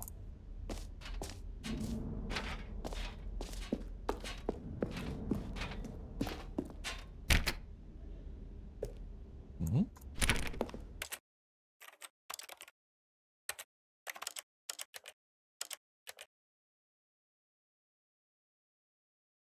Oh, I think I understand.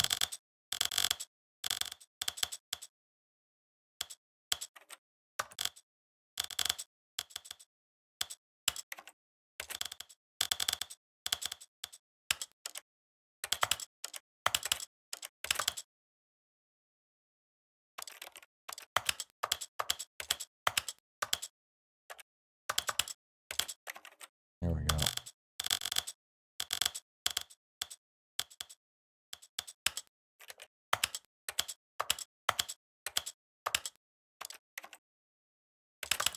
Oops, there's one.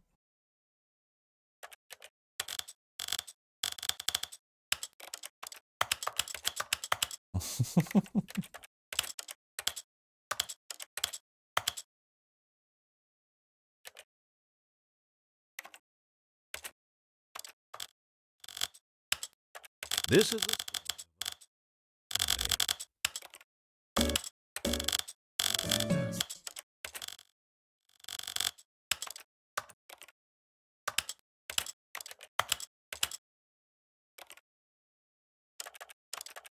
I think that's probably it.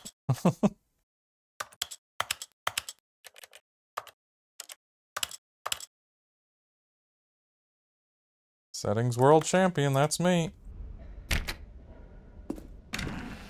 There it goes. Aha! I can see you've gotten the Settings World Champion achievement. Well There we go. done. You've experienced every setting, traveled to all corners of the settings menu. There's nothing you haven't seen. So, just for you, in the Stanley Parable 2, I'm including an entirely new setting, something called bumpscosity. What exactly is bumpscosity? Well, I haven't quite figured that part out yet, but I just know that you'll be able to adjust it on some sort of slider, and that it'll be available from the settings menu. We'll sort the rest of the details out later. I hope you're looking forward to trying out every level of bumpscosity in the Stanley Parable 2. Is it in there? It is in there. You can minimize. Oh.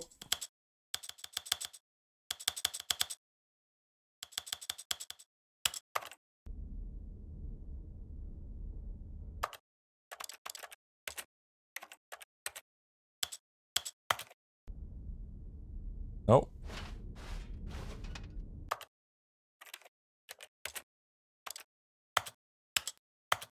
Okay. 76. Goes next step is 76. That's kind of funny.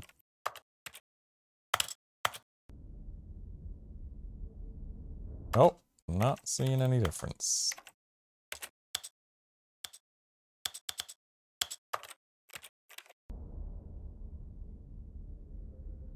Oh, wait. Wait. Is it on the bucket?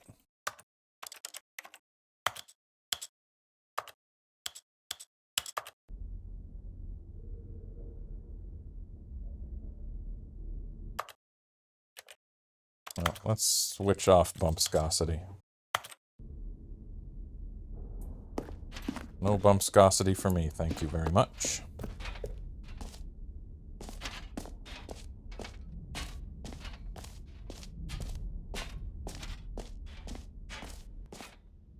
Oh wait, this is... Oh, that's...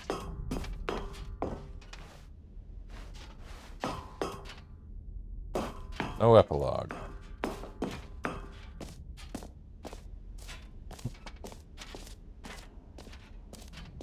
Oh, I guess that's it.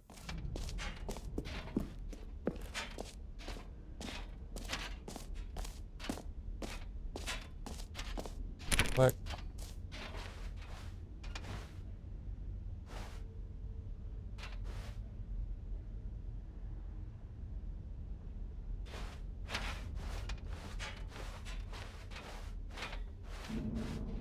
Well, let's head out. Nothing left to do. Well, no, let me triple check. Let me just triple check that I've gotten everything I did. Jump circle, map achievement, button, merch, settings world champion, office decoration? Yeah. Epilogue. Yep. I've done it all. Time to go.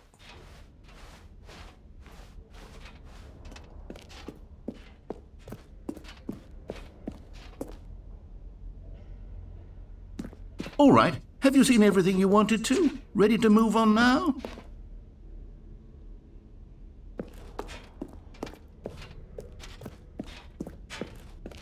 There's old Stanley.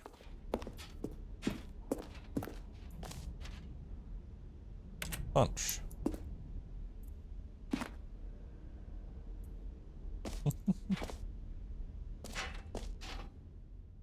Oh, So, Stanley, what do you think? Infinite? Do you like Oh. all of the new features? Yes, I know it's not exactly clear yet how exactly these features will come together as one single coherent video game, but I can feel it in my soul. It's going to work. There's definitely a good game in there somewhere. Say, let's do an experiment.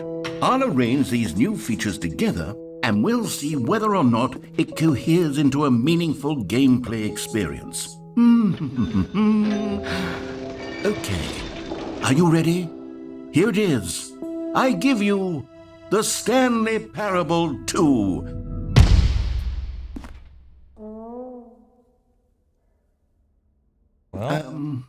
Well, I mean, there's potential here, right? It's sort of... Okay, never mind.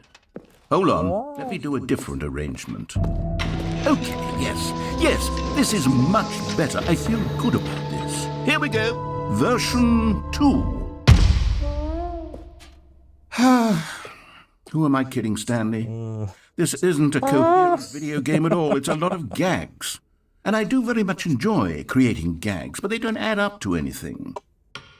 I wanted more than anything to create a sequel that would capture all the magic of the first game. I wanted fans to love it. No matter how good these gags are, they won't stand on their own. They would need the structure and the gameplay of the original. Wait, maybe that's it. I can take the original Stanley Parable and simply, well, insert a few of my new features into it. Tastefully, of course. With respect.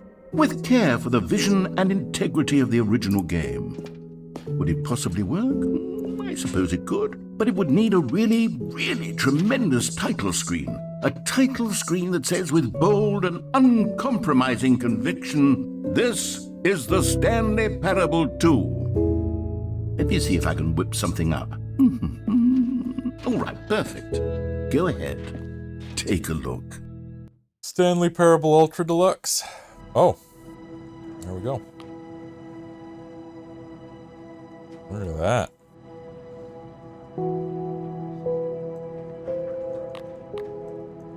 Let me crank up the bumpscosity again.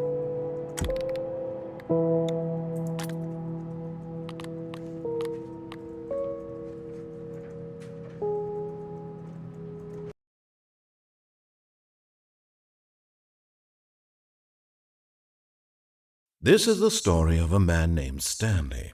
Stanley. Stanley worked for a company in a big building where he was The balloons are number there. 427. Employee number 427's job was simple. He sat at his desk in room 427 and he pushed buttons on a keyboard. Orders came to him through a monitor on his desk, telling him what buttons to push, how long to push them. Oh my god. This is what employee 427 did every day of every month of every year. And although others might have considered it soul-rending, Stanley relished every moment that the orders came in, as though he had been made exactly for this job. And Stanley was happy. And then one day, something very peculiar happened. Something that would forever change Stanley. Something he would never quite forget. He had been at his desk for nearly an hour when he realized that not one single order had arrived on the monitor for him to follow. No one had showed up to give him instructions, call a meeting, or even say hi. Never in all his years at the company had this happened, this complete isolation. Something was very clearly wrong. Shocked, frozen solid, Stanley found himself unable to move for the longest time. But as he came to his wits and regained his senses, he got up from his desk and stepped out of his office. Well, hold on. Let me switch the, Let me switch the subs back off. All of his co-workers were gone. What could it mean? Stanley decided to go to the meeting room. Perhaps he had simply missed a memo.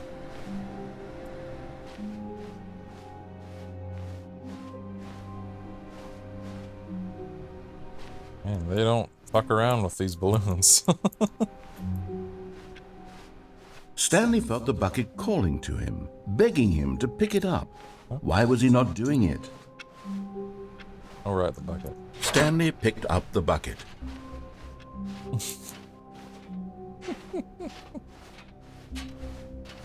Stanley clutched the bucket tightly to his chest and entered the door on his left. Oh my god.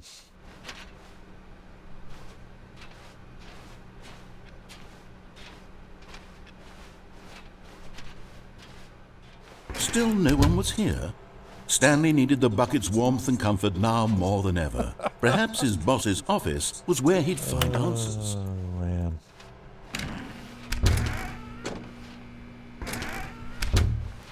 Oh, maybe there's new dialogue in the new bucket-related dialogue in the broom closet. Oh, Stanley, you feel it?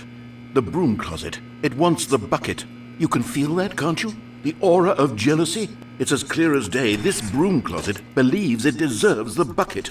Oh, thank you. I really feel it now. It's a bucket. It belongs in a broom closet. That's what the broom closet is trying to say here. It's supposed to go with the other cleaning supplies. Good for you, Stanley. Don't give in. Don't hand over the bucket. I know how hard it must be, given the pressure that the broom closet is putting on your shoulders right now, but you have to be strong. This is your bucket. This is your companion and lifelong friend. You can't hand it over. Oh no, we're getting into name-calling now, it seems. Is this how low the broom closet has sunk, that it has to resort to this stream of petty insults simply in order to get you to hand over the bucket? Stanley, I never liked this broom closet for a variety of reasons. But even this is worse than I had imagined. And wait, now the broom closet has the gall to imply that you and the bucket are not truly deep and lasting friends? That your relationship is purely superficial and convenient? That your life is so banal and meaningless that you'd feel the same sort of kinship towards any inanimate object which happened to lay in your path in an even partially enticing manner? Well, I never. Go on, Stanley. Lay into it. Really tell the broom closet off for its demeaning comments. Yeah, what do you Expand on think? the wide variety of experiences you and the bucket have shared together. Go through each of them point by point. Share your journal entries detailing the rich landscape of your feelings for the bucket as they have changed and evolved over the years. Let him have it. Yeah. You think you deserve my bucket? Okay, I've got you something which I think will help settle this. Coming to a staircase, Oh, shit. Stanley and the bucket walked upstairs to the boss's office. Oh my word.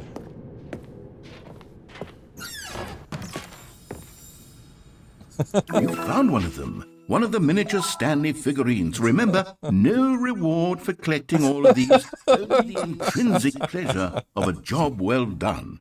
You can't buy that sort of happiness, Stanley. God knows I've tried. So, I implore you to savor each and every moment you come across one of these beautiful figurines.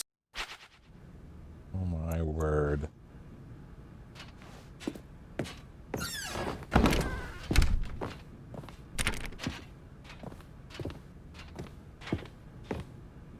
I think there's a...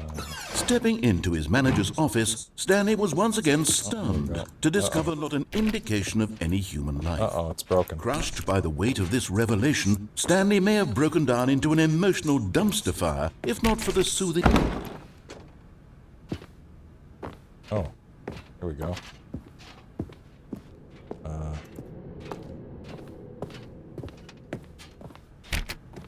I think I broke it. I think I fucked it up. Oops. Because the boss knows that what the boss says goes. If the boss has suffered losses, then that's what the boss chose. Okay. Yeah, no, that's... God damn it! My cat is hungry right now. I'm gonna have to feed her.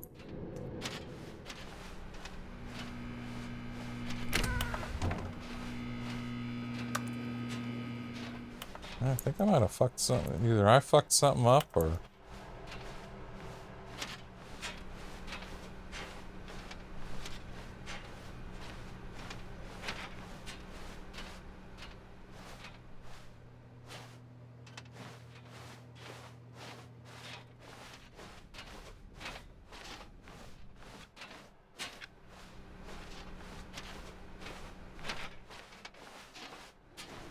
Oh, what's this?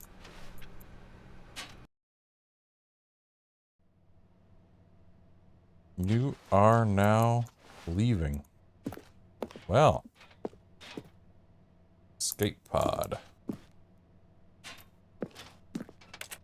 Nothing. Here? Nothing. Oh, yeah, I think I remember this.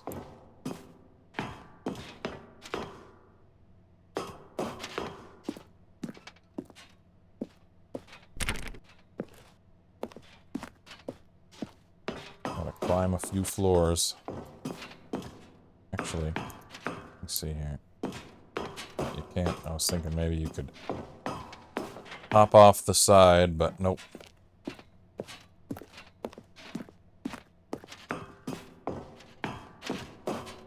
The warm, calming presence of the bucket.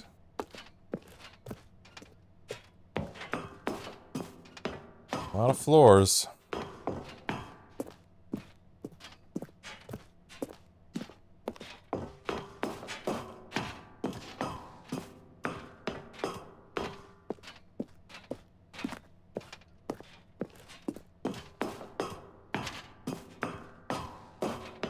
Here we go. Escape pod launch bay. Entering the escape pod cannot be disabled or paused. Both you and the bucket must be present. Oops.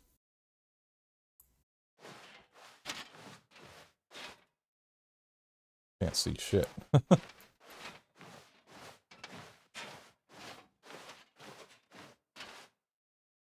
There it is.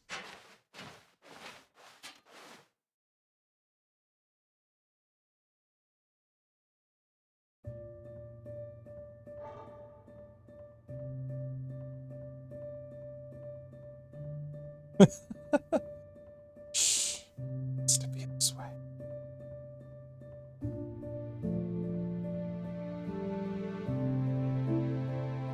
Go. Live a full life, bucket.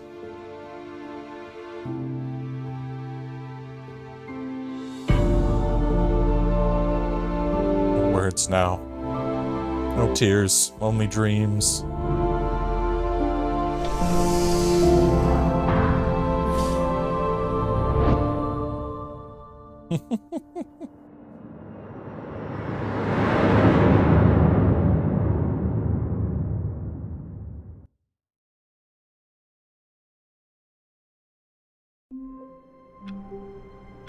Well then. All of his co-workers were gone. What could it mean? Uh-oh. Stanley decided to go to the meeting room. Perhaps he had simply missed a memo. Mirrored now. Uh-oh.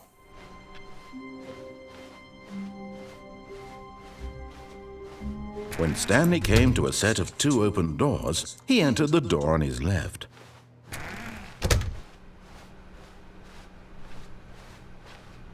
No more bucket. No more calming influence of the bucket.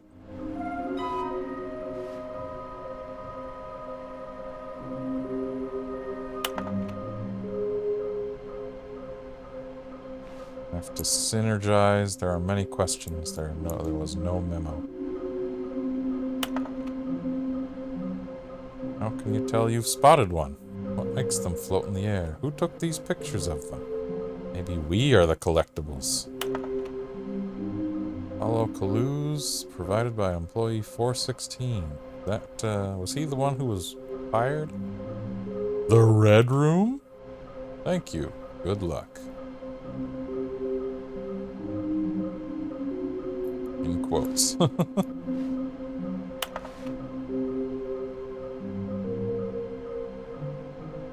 Please do not leave the office before reporting back any findings. Trust the completionist instinct. Why wouldn't they just tell us something will happen? This investigation, this room, they feel pointless. Employee 421 is building a bridge in the cargo room. And we sell them, obviously. What do they want? Did we make them employees? Interns. Yes. Why do they look like 427? Why are they floating? How many are there? Not 5 or 6, 7, but 6.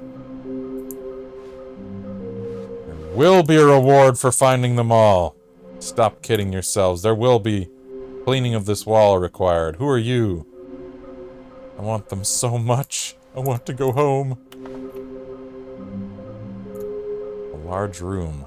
Lots of boxes? Looks like 427. Ha ha ha. 5 there be. Just take it from me. There's one in cargo. Stairs somewhere, both red and blue, and near a fireplace.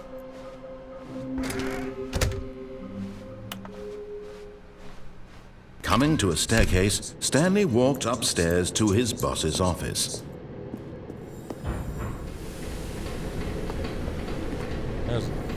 There's a Another figurine. miniature Stanley figurine. This, there really must be a snappier name for these things. What about mini-stands? Stanley figs? What about Stanlerines? Yes, I think I like that. Another Stanlerine under your belt. Somewhere both red and blue. Is that both red and blue?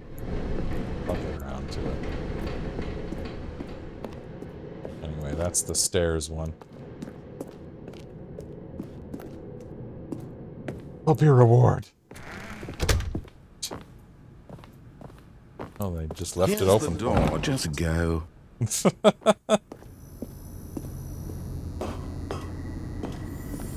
Okay, I'm going back to the name of these little Stanley figurines. And now I'm torn between Stanlerines and Figlies. What do you think, Stanley? What name better encapsulates the intrinsic sense of happiness that you get from seeing a small number in the corner of your screen go up by 1? Let me sit on it. I'm sure it will come to me. Oh, there we go. I was blind, but now I see.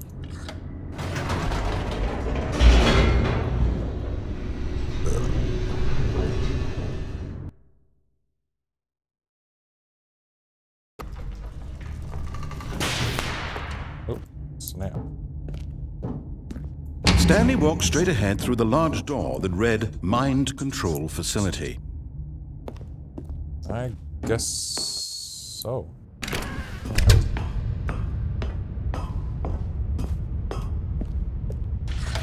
The lights rose on an enormous room packed with television screens. Enormous. Horrible secret did this place hold, Stanley thought to himself. Did he have the strength to find out?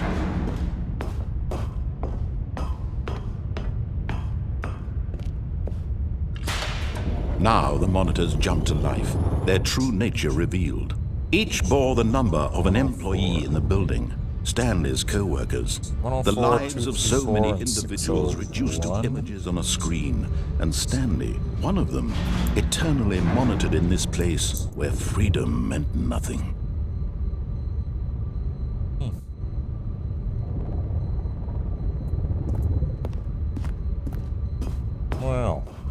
Wow.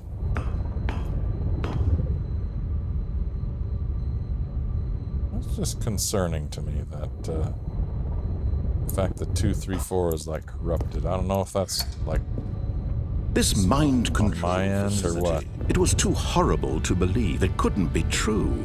Had Stanley really been under someone's control all this time? Was this the only reason he was happy with his boring job? That his emotions had been manipulated to accept it blindly? No. He refused to believe it. He couldn't accept it. His own life in someone else's control? Never. I don't know. It was unthinkable, wasn't it? Was it even possible? Had he truly spent his entire life utterly blind to the world? Blind to the world. But here was the proof. The heart of the operation. Controls labeled with emotions. Happy or sad or content. Walking, eating, working. All of it monitored and commanded from this very place.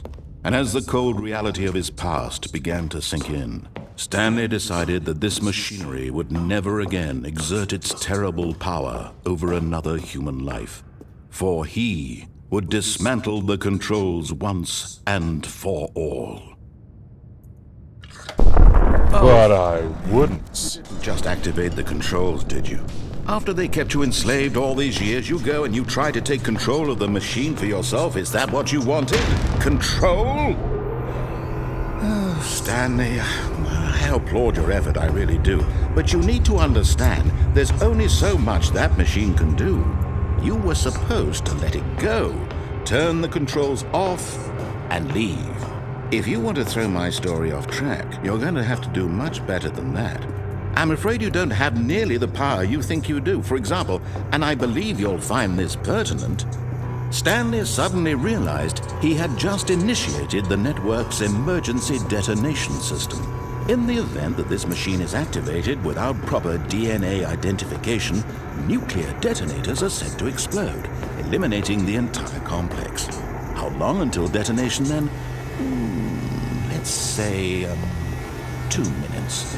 Now this is making things a little more fun, isn't it, Stanley? It's your time to shine. You are the star. It's your story now. Shape it to your heart's desires. Oh, this is much better than what I had in mind. What a shame we have so little time left to enjoy it. Mere moments until the bomb goes off. But what precious moments each one of them is. More time to talk about you, about me, where we're going, what all this means. I barely know where to start. Where's button 3 at? What's that? You'd like to know where your co-workers are? A moment of solace before you're obliterated? All right, I'm in a good mood. You're gonna die anyway. I'll tell you exactly what happened to them. I erased them. I turned off the machine and set you free. Of course, that was merely in this instance of the story. Sometimes when I tell it, I simply let you sit there in your office forever, pushing buttons endlessly and then dying alone. Other times, I let the office sink into the ground, swallowing everyone inside, or I let it burn to a crisp. I have to say this, though, this version of events has been rather amusing. Watching you try to make sense of everything and take back the control wrested away from you, it's quite rich. I almost hate to see it go. But I'm sure whatever I come up with on the next go-around will be even better. My goodness, only 34 seconds left. But I'm enjoying this so much. You know what? To hell with it. I'm going to put some extra time on the clock. Why not? These are precious additional seconds, Stanley. Time doesn't grow on trees. Oh dear me, what's the matter, Stanley? Is it that you have no idea where you're going or what you're supposed to be doing right now? Or did you just assume when you saw that timer that something in this room was capable of turning it off? I mean, look at you. Running from button to button, screen to screen, clicking on every little thing in this room. These numbered buttons, no, these colored ones. Or maybe this big red button, or this door. Everything, anything, something here will save me. Why would you think that, Stanley? That this video game can be beaten? Won? Solved? Do you have any idea what your purpose in this place is? Stanley, I don't think you're in for quite a disappointment. But here's a spoiler for you. That timer isn't a catalyst to keep the action moving along. It's just seconds ticking away to your death. You're only still playing instead of watching a cutscene because I want to watch you for every moment that you're powerless, to see you made humble. This is not a challenge, it's a tragedy. You wanted to control this world, that's fine. But I'm going to destroy it first, so you can't. Take a look at the clock, Stanley. That's 30 seconds you have left to struggle. 30 seconds until a big boom and then nothing. No ending here, just you being blown to pieces. Will you cling desperately to your frail life, or will you let it go peacefully? Another choice. Make it count, or don't. It's all the same to me, all a part of the joke. And believe me, I will be laughing at every second of your inevitable life from the moment we fade in until the moment I say, happily ever after. Here it is. Happily ever after. Ugh. I don't think there's a way to beat that. I don't, you know.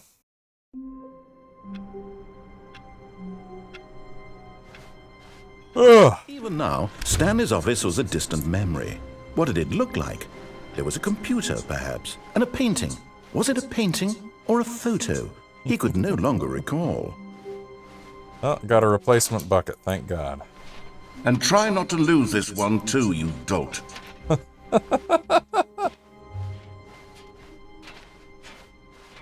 Stanley clutched the bucket tightly to his chest and entered the door on his left. Don't lose it. Somewhere both red and blue and cargo. I forget where cargo is.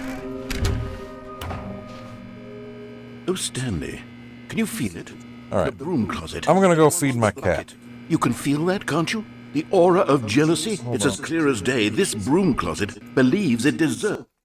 Oops. I'm gonna go feed my cat. I'll let him chatter at you. Just be right back. The bucket. I can really feel it now.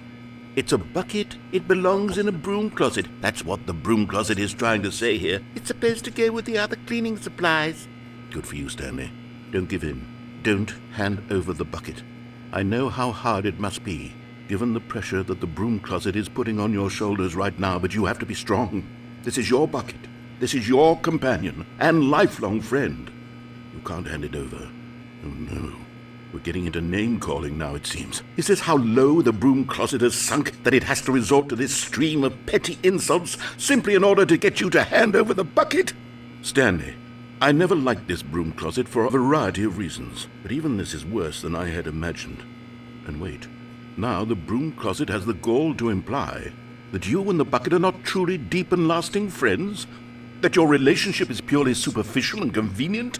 That your life is so banal and meaningless that you'd feel the same sort of kinship towards any inanimate object which happened to lay in your path in an even partially enticing manner? Well, I never.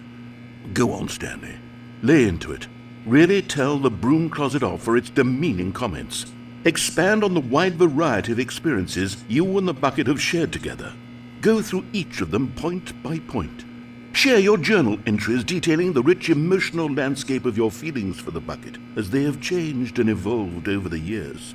Let him have it.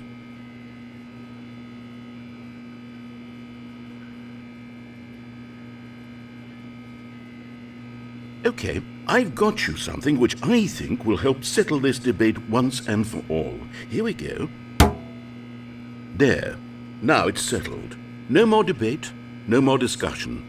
Take a hike, broom closet, with all your meandering philosophical diatribes about the nature of cleaning supplies and their relationship to broom closets in the natural order of things.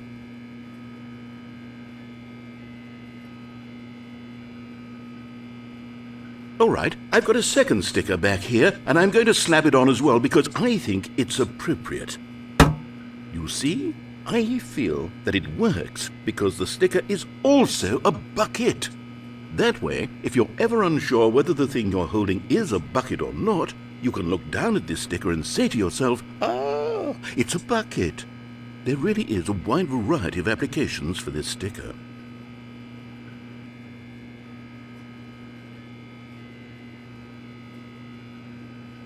You know what? I could take the name-calling and the dismissal of your kinship with the bucket, but now the broom closet is just giving us the silent treatment. And to be honest, I'm sick of the pettiness on display. You can stay here all you like, but I've had it with this impetulant room of cleaning supplies. Easily the most childish such room I've ever been in. I'll see you outside, and we can get on with the story about you and your bucket.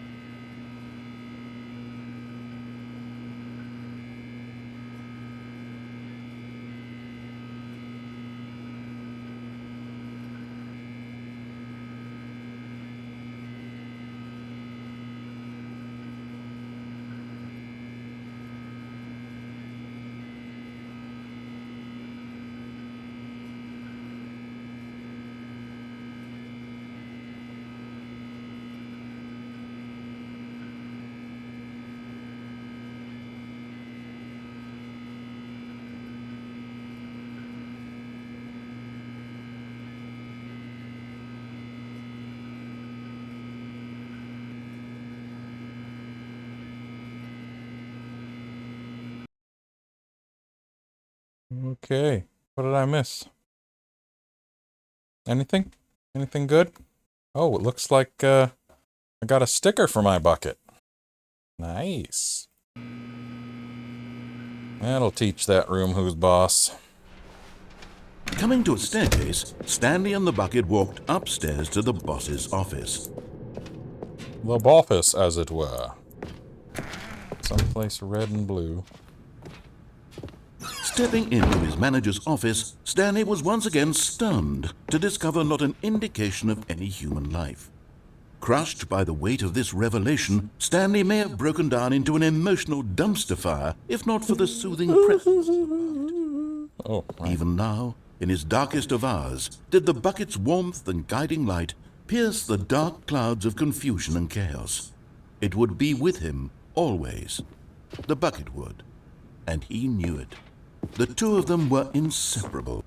At this point, Stanley was so absorbed in the tender spiritual connection he shared with the bucket that he didn't notice the keypad behind the boss's desk. Nor in his bliss of simply being near the bucket did he have any notion that the PIN number for the keypad was 2845.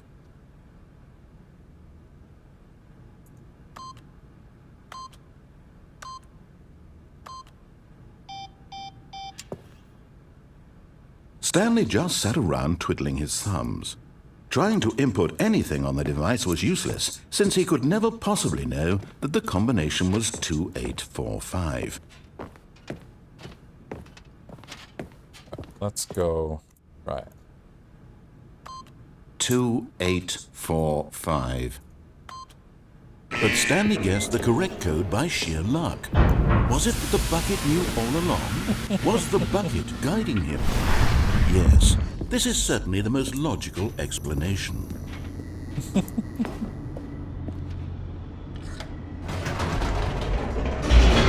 Good old reassurance bucket. I feel reassured.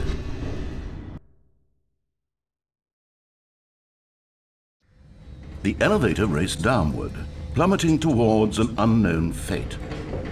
It would be all Stanley could do to keep himself together, if not for the bucket. Soothing him, comforting him, reassuring that in this darkest moment of uncertainty, he would be all right. The bucket is here for you, Stanley. Everything will be fine. Stanley and the bucket walked straight ahead through the large door that read, Mind Control Facility.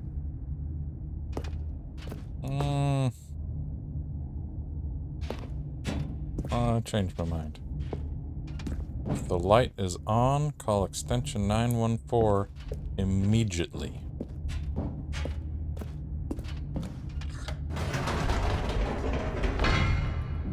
Wait, Stanley said to the bucket. Can we go back up? When I was pressing those keypad buttons, there was something very intriguing about the number 3. I want to go back so I can try pressing the number 3 again. Bucket said nothing. The bucket said nothing. The bucket knew better.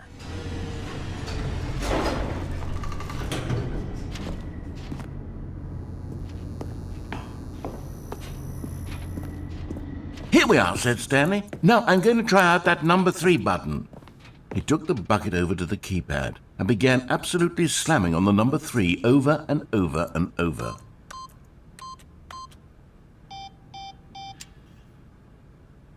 Wow, he said. The number 3 is such a special button. I'm having the time of my life. Stanley looked expectantly at the bucket, but the bucket remained silent.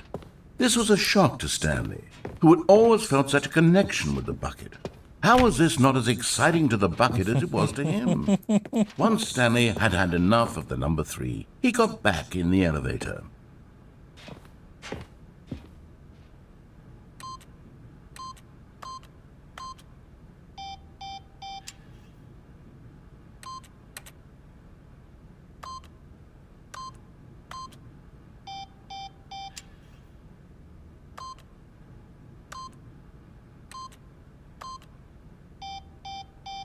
What? 2845 is wrong? Perhaps the bucket had missed something.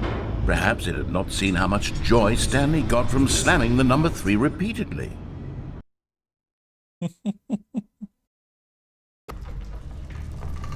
A hint of regret nagged in the back of Stanley's mind. Stanley and the bucket walked straight ahead through the large door that read, Mind Control Facility.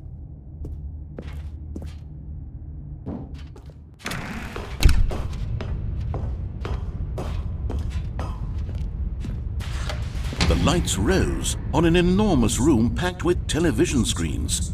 What horrible secret did this place hold? Stanley and the bucket both wondered to themselves.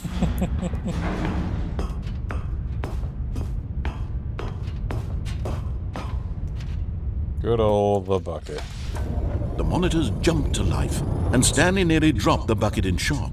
Everyone in the office was being videotaped, monitored like guinea pigs. The bucket had never seen anything like this, and it very nearly burst into tears as Stanley cradled it gently, reassuring it that everything would be fine.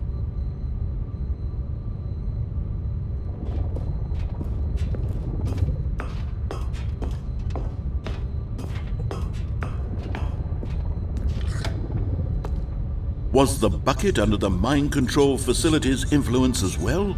Had the bucket been told to do things it didn't wish to do?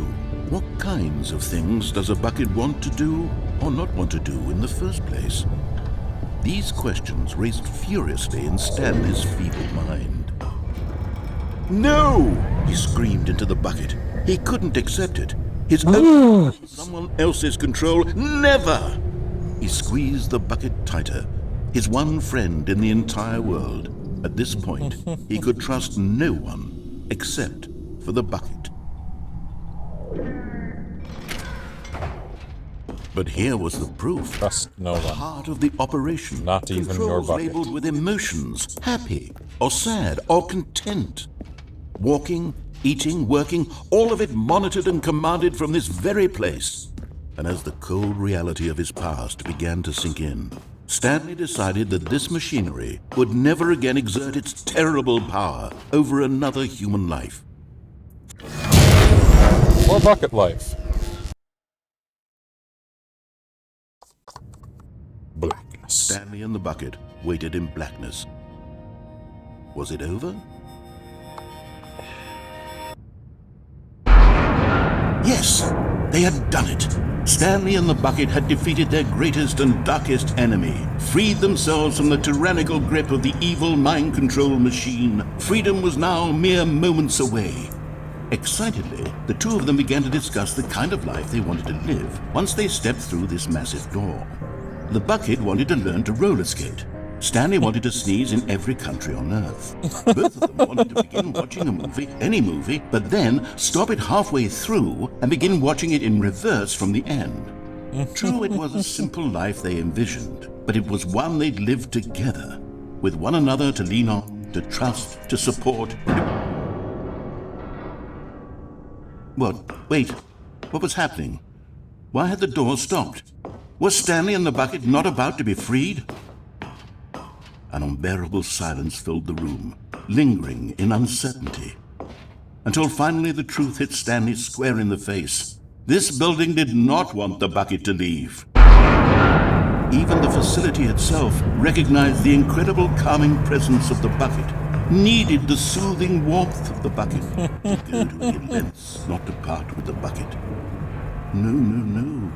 Stanley can't leave this place, not while he has such a precious bucket in his arms, not while this building has anything to say about it. Stanley realized he would never again leave this very room, but at least he has the bucket. To be trapped eternally in darkness isn't really so bad, Stanley thought to himself. As long as I have my bucket with me, right? I'll be okay, won't I? Stanley gulped. Very soon now, The bucket he was ending. about to find out. Oh, man. Oh. Looks a little different.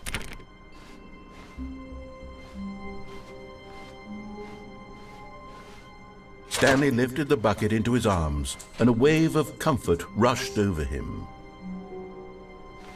Stanley clutched the bucket tightly to his chest and entered the door on his left. Let's go downstairs today.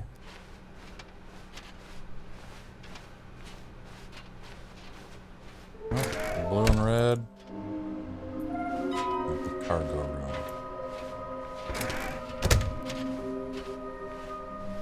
Coming to a staircase, Stanley and the bucket walked upstairs to the boss's office.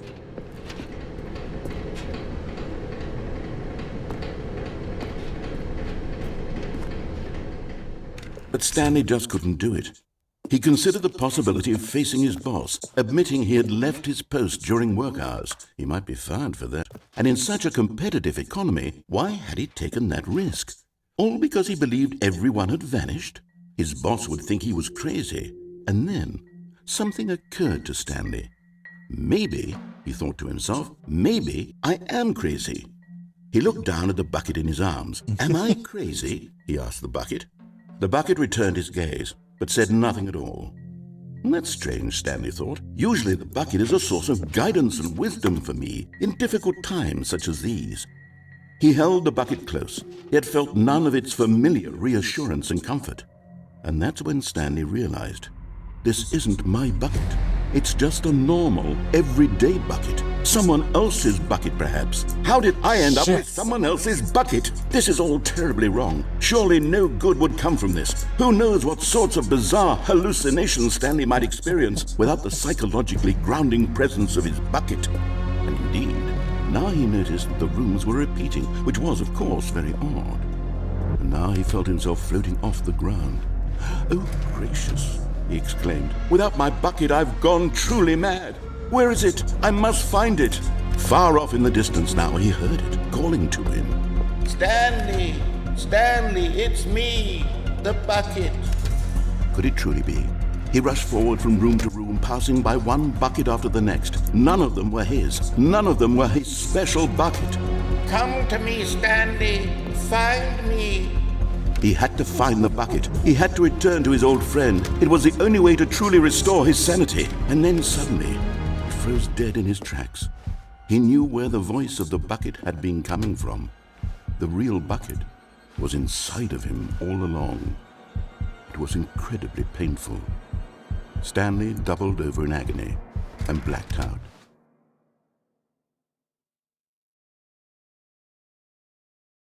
This is the story of a woman named Mariella. Mariella woke up on a day like any other.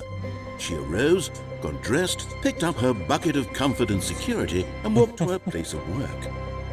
But on this particular day, her walk was interrupted by the body of a man who had stumbled through town, talking and screaming to himself, and then collapsed dead on the sidewalk. Right away, she knew what the problem was. This man had no bucket. Of course he'd gone mad, ranting and raving about a narrator describing all of his actions and how everything is predetermined and free will is an illusion and it's all just a video game. It could all have been prevented if only he'd taken his bucket with him. Perhaps he didn't even realize he'd forgotten his bucket at home in the first place. How cruel the world can be, Mariella thought, and she hugged her own bucket even tighter. But of course, she had no time for this. There were a myriad of confusing problems she would soon have to confront at work, for which her bucket would provide absolute guidance and total clarity on everything. Heck yes, she thought to herself, my life kicks ass. And she backflipped all the way to work. Bucket held in her teeth.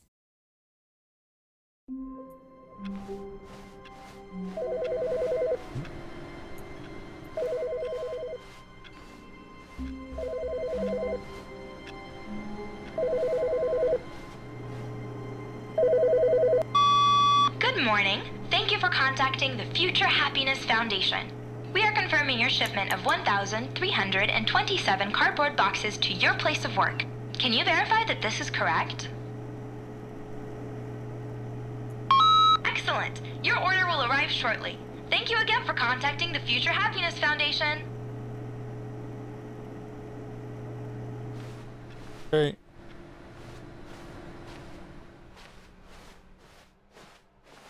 The bucket. Wait, Where's the bucket? Well, here's the bucket. Property of Stanley. The confusion and the chaos all seemed to melt away as Stanley embraced the bucket. Guess we'll go right today. Stanley clutched the bucket tightly to his chest and entered the door on his left. This was not the correct way to the meeting room, but Stanley had felt the bucket calling to him, telling him that the employee lounge was simply the place to be. And here it was. Had the bucket turned out to be correct? Was this better than the meeting room? Yes, Stanley thought to himself. Yes, perhaps it truly was. Yes. How insightful the bucket turned out to be. No, never mind. The bucket was wrong.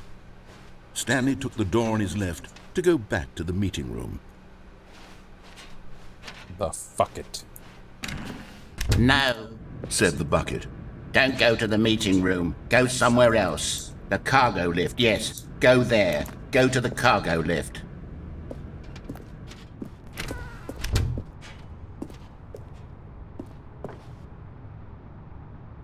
What's this?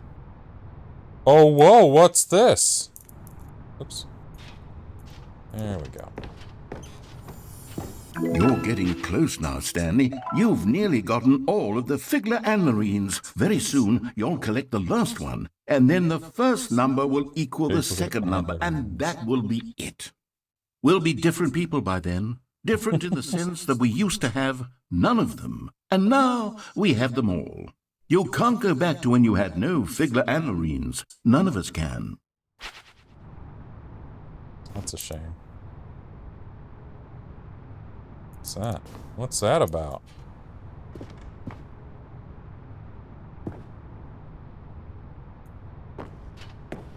Figler Anmarines.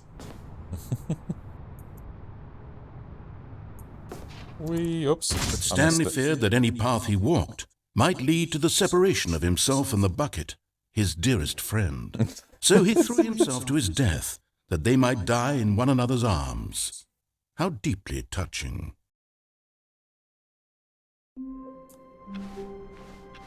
All of his co-workers were gone. Here they are. What could it mean? Stanley decided to go to the meeting room. Perhaps he had simply missed a memo. These them cardboard boxes we were promised. Oh, baby.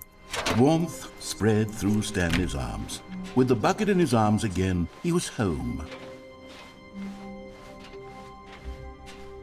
It's, this is different. Oh, Wait, no, this is different. What's going on?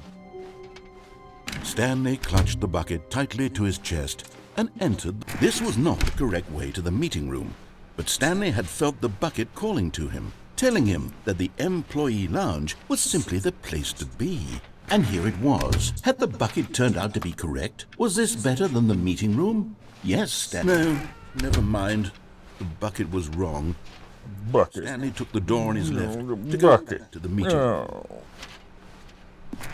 No, Said the bucket. don't go to the meeting room. Go somewhere else. The cargo lift, yes. Go there. Go to the cargo lift.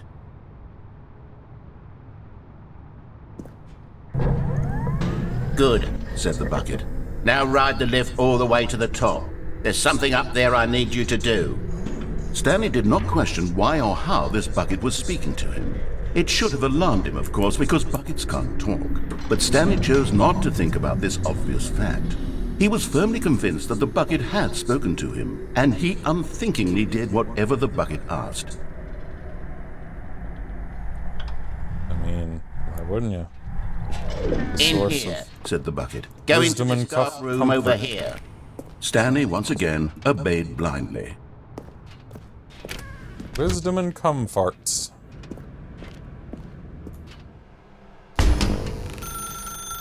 Now pick up the phone. Said the bucket.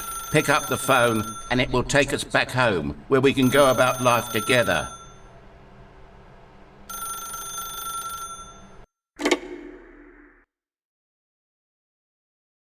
Hello.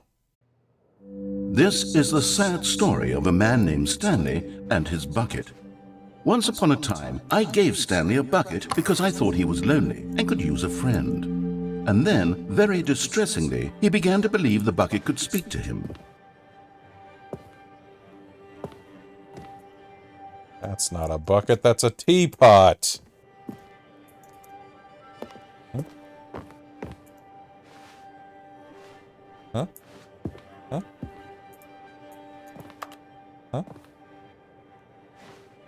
Huh? Huh? Oh, there. The bucket. Hello, Stanley. It's me, your bucket. The Stanley Parable Reassurance Bucket was merely meant to provide the comforting glow of companionship. It doesn't literally talk and give you orders. Whatever Stanley is hearing the bucket say to him is just in his head.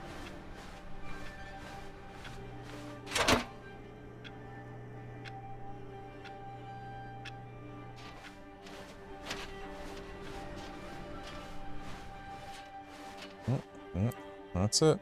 Lately, I've been concerned about him. Wouldn't you be concerned as well? To see him delusional like this, obsessing over an inanimate metal object? I want to say something to him, but I don't know how I can convince him. I don't know if he'll listen to me. Oh, I'll try anyway. Stanley, can you hear me? Listen to me. It's just a bucket. It can't think, it can't talk. All it will ever truly do for you is effectively transfer a liquid from one location to a different location. That's it. It doesn't do anything else. You see, he's not listening. He's still taking orders from the bucket. You know, once upon a time it was me he took orders from. Me he trusted and listened to. Now all he cares about is this awful bucket. This stupid hunk of metal. It's sad, but I suppose he doesn't need me anymore. From now on, he's just going to cling to this bucket, this cold, empty bucket, this sort of shiny bucket. Well, I'll give it this. The bucket does have a nice shine to it. You believe I'm real, don't you, Stanley? Yes, I suppose on closer inspection that it doesn't quite look like your average hardware store bucket. It's just a little more, what am I trying to say? Sturdier, more capable of transporting liquid. Like it would be better at moving an amount of water from one room to another. Oh my God, what am I saying? Better at carrying water from room to room. It's a bucket. It's literally just a bucket. Why do I feel some need to point out the ways in which it's so much more than just a regular bucket?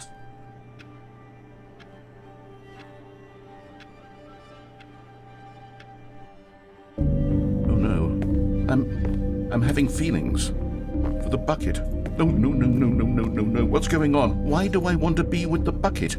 Hear what the bucket has to say. Do anything it asks. What's wrong with... I don't understand. Perhaps if I had the bucket, this would be less confusing. Yes, the bucket could tell me what to do in this troublesome situation. Stanley, give me the bucket. Give it to me. Give me the bucket, Stanley. No. I need it. Give it to me now. Give it or I'll... No, it's my bucket. To work, Stanley.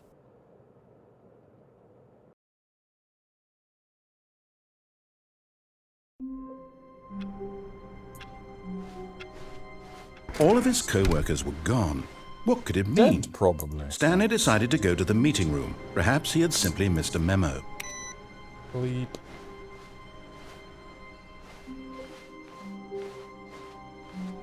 Stanley picked up the bucket and smiled. He'd never be alone again, not truly alone, not with the bucket around. Stanley clutched the bucket tightly to his... This was not the correct way to the meeting room, but Stanley had felt the bucket calling to him, telling him that the employee lounge was simply the place to be. And here it was. Had the bucket turned out to be correct? Well, no, never mind. The bucket was wrong. The bucket was Stanley took wrong. on his left to go back to the meeting room. No, said the bucket. don't go to the meeting room. Go somewhere else. The cargo lift, yeah, good, Said the bucket. Now ride the lift all the way to the top. There's something up there I need you to do. Stanley did not question why or how this bucket was speaking to him. It should have alarmed him, of course, because buckets can't talk. But Stanley chose not to think about this obvious fact. He was firmly convinced that the bucket had spoken to him, and he unthinkingly did whatever the bucket asked.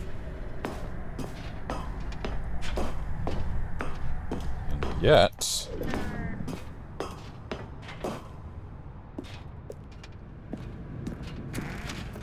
Yet... he didn't. Ah. No, stop. Look there on the wall. You see, there's a sign right there. It says, "No buckets past this point." Stanley, how could you think it was okay to bring the bucket here? Unless, what if the problem is that you actually don't know what is a bucket and what isn't a bucket? I suppose that would explain a lot about your behavior up to this point. Which, if that's true, well, my goodness, I think we have to do something about it. This misunderstanding could have dire consequences on the entire rest of the game if not addressed quickly and properly. So much of the impact of the story is dependent on your understanding of what is and isn't a bucket. Please, step in here for a moment. There we go. Is this a bucket? I'm going to run you through some test scenarios, and you'll tell me whether or not the thing I'm showing you is a bucket. Simple enough, right? This should tell us everything we'll ever need to know about what is or is not a bucket. Okay, let's begin. Item 1. Is this a bucket? Incorrect. It is a hologram of a bucket, not an actual bucket.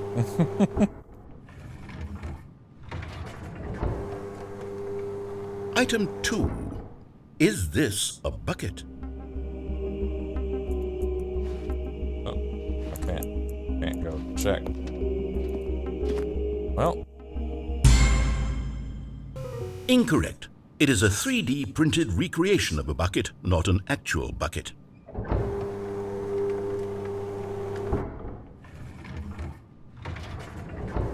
Bound to give me a bucket eventually. Item 3.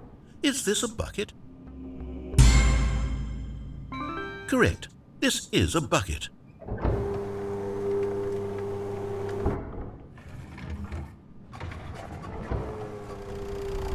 Item 4. Is this a bucket?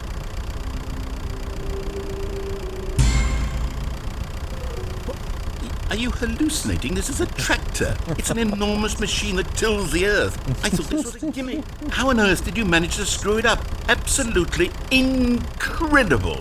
Let's just move on to the next one.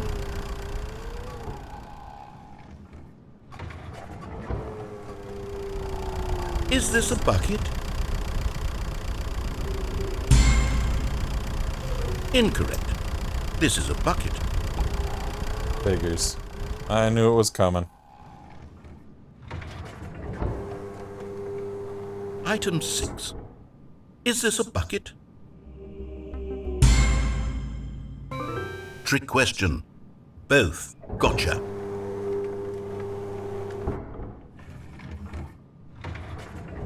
Item... Wait, hold on. I can't find the next one. Let me see. It should be around here somewhere.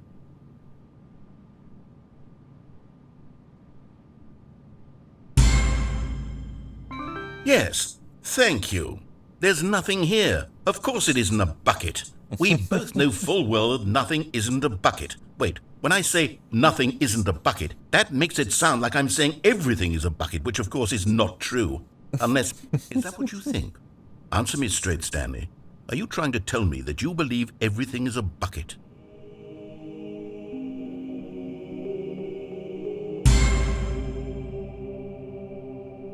You know what? I'm too confused to even sort it out. I've lost all sense of perspective. What is a bucket? What isn't a bucket? Mere moments ago I could answer these questions with confidence. And yet now I'm somewhat adrift. Do any of us know what a bucket is? Am I a bucket?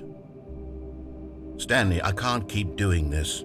I'm losing myself, and myself was all I ever had to begin with. I'm afraid the bucket is threatening to tear our relationship apart. I can't have that. I'm sorry.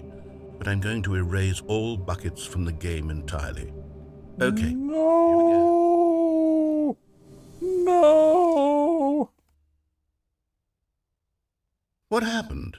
Is everything gone? Why did everything disappear? Wait, was everything a bucket? Every single thing in the game was a bucket. Oh my God, I had no idea. How could... Except me. I'm not a bucket after all. And you, Stanley, you're still here. You're not a bucket either.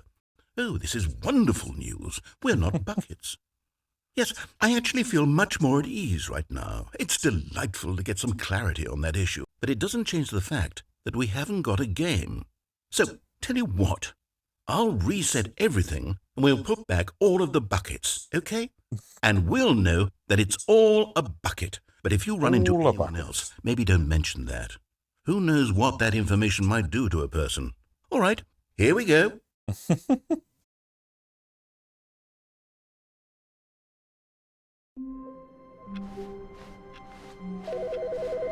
Turns out it was all a bucket, all along. Hi, Stanley. Just wanted to leave you a message to let you know there's a few things I need you to pick up on your way home from work today. We need milk, cereal, dish soap, spaghetti, get a thing of sugar, some bread, and coffee beans, whichever ones you like. I'll give you a call if there's anything I forgot. Thanks, sweetie. See you tonight.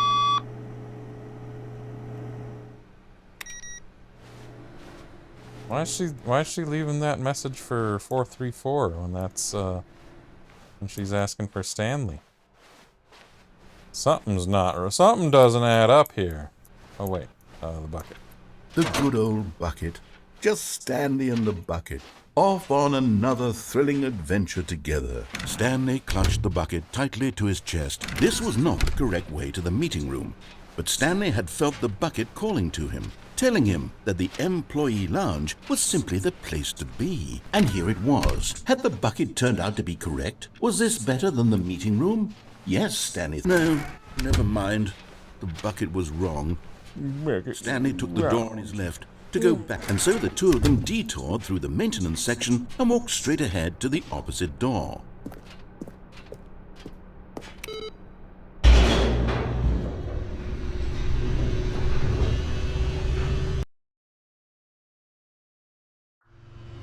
Oh, good, Stanley. I'm glad you found your way here. I knew you'd find this place eventually. You see, your friends and I are concerned for you, Stanley. We've come together here because we care about you very much. It's this bucket you're carrying around everywhere. The bucket isn't even from the original Stanley Parable. It's just sequel content. We're the ones that matter, Stanley. Classic characters from the first game, like the Adventure Line and the Broom Closet. Because that's what fans want from a sequel. They want more of their favorite jokes, not this bucket that they've never seen before. Yes, I know I'm the one who gave you the bucket, but you're spending too much time with it. Don't you want another story involving the Adventure Line? We could make the Adventure Line go somewhere new. Yes, yes, that's what the fans want. Let's do it. Boy, the adventure, I love the Adventure Line. My beautiful wife. Hello, sweetie. Grow some fucking hair. But not on your head. Whee! Look at that wacky line. Who knows where it'll go off to next? Oh, and it played some silly music as well.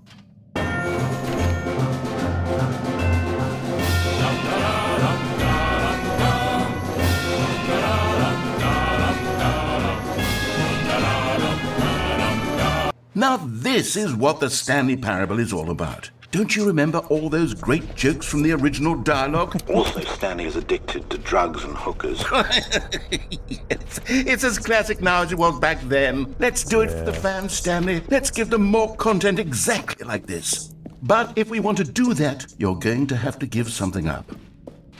What? No. How's about not? How's about I don't give up the bucket? Don't you get it, Stanley? We need to get rid of the bucket. That's why I'm very proud to introduce a brand new character. This is the Bucket Destroyer. I think it'll make a wonderful new addition to the rich lore of the Stanley Parable. True, it also was not in the original game, but it's such a well-fleshed-out character with so much personality that to me it already feels as though it's been part of the cast all along. Don't you agree? Can you guess what the bucket destroyer does? Surely you don't need me to spell it out for you. Go ahead, Sir. Stanley. The Say bottom, goodbye to the, the bucket, the piston and then half pop it of into the a machine. piston engine going on up there. No. No, I refuse. Now listen No, to you me. won't take my bucket. That you give it the You bucket. won't take my I don't know bucket. what the bucket destroyer will do if it can't destroy your bucket. Destroying buckets is all it knows. That is its singular personality trait. Sure, I can hear you saying, how does a character with only one personality trait deserve to join the pantheon of beloved Stanley Parable characters? Emergency Well, you stop. see, if you were to really explore the bucket destroyer, you would see that its desire to crush buckets is so densely loaded with complexity and nuance that it's really like 10 personality traits. What other object in this game can you even say that about? The broom closet? Certainly not. I wonder what sort of bucket destroyer merchandise the fans will be clamoring for after this. Okay, the bucket destroyer is getting very upset now. You'll have to hurry and feed it. We can't get back to the classic Stanley Parable characters like the Adventure Line or the bucket destroyer until you crush that damn bucket. Quickly now, the fans are waiting. Do it, the fans, Stanley. Give the fans what they want. Hurry. I'm sorry. Oh. I waited too long. Good. The bucket survived.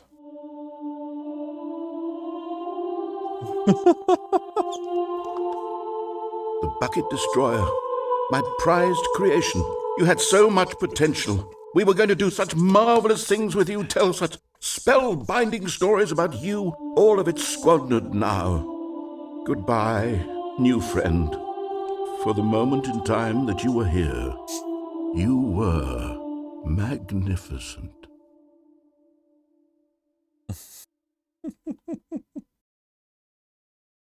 The bucket destroyer was destroyed. And scene.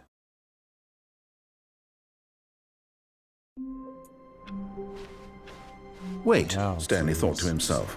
Am I sure that the orders stopped coming in? How is that possible? They never stopped. Surely I was mistaken. No, the orders were still missing. For now.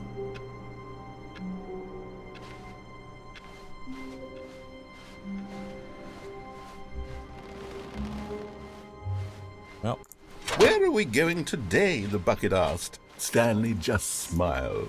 Anywhere they went together would be perfect. Stanley clutched the bucket tightly to his... This was not the correct way to the meeting room, but Stanley had felt the bucket calling to him, telling him that the employee lounge was simply the place to be. And here it was. Had the bucket turned out to be correct? No, never mind.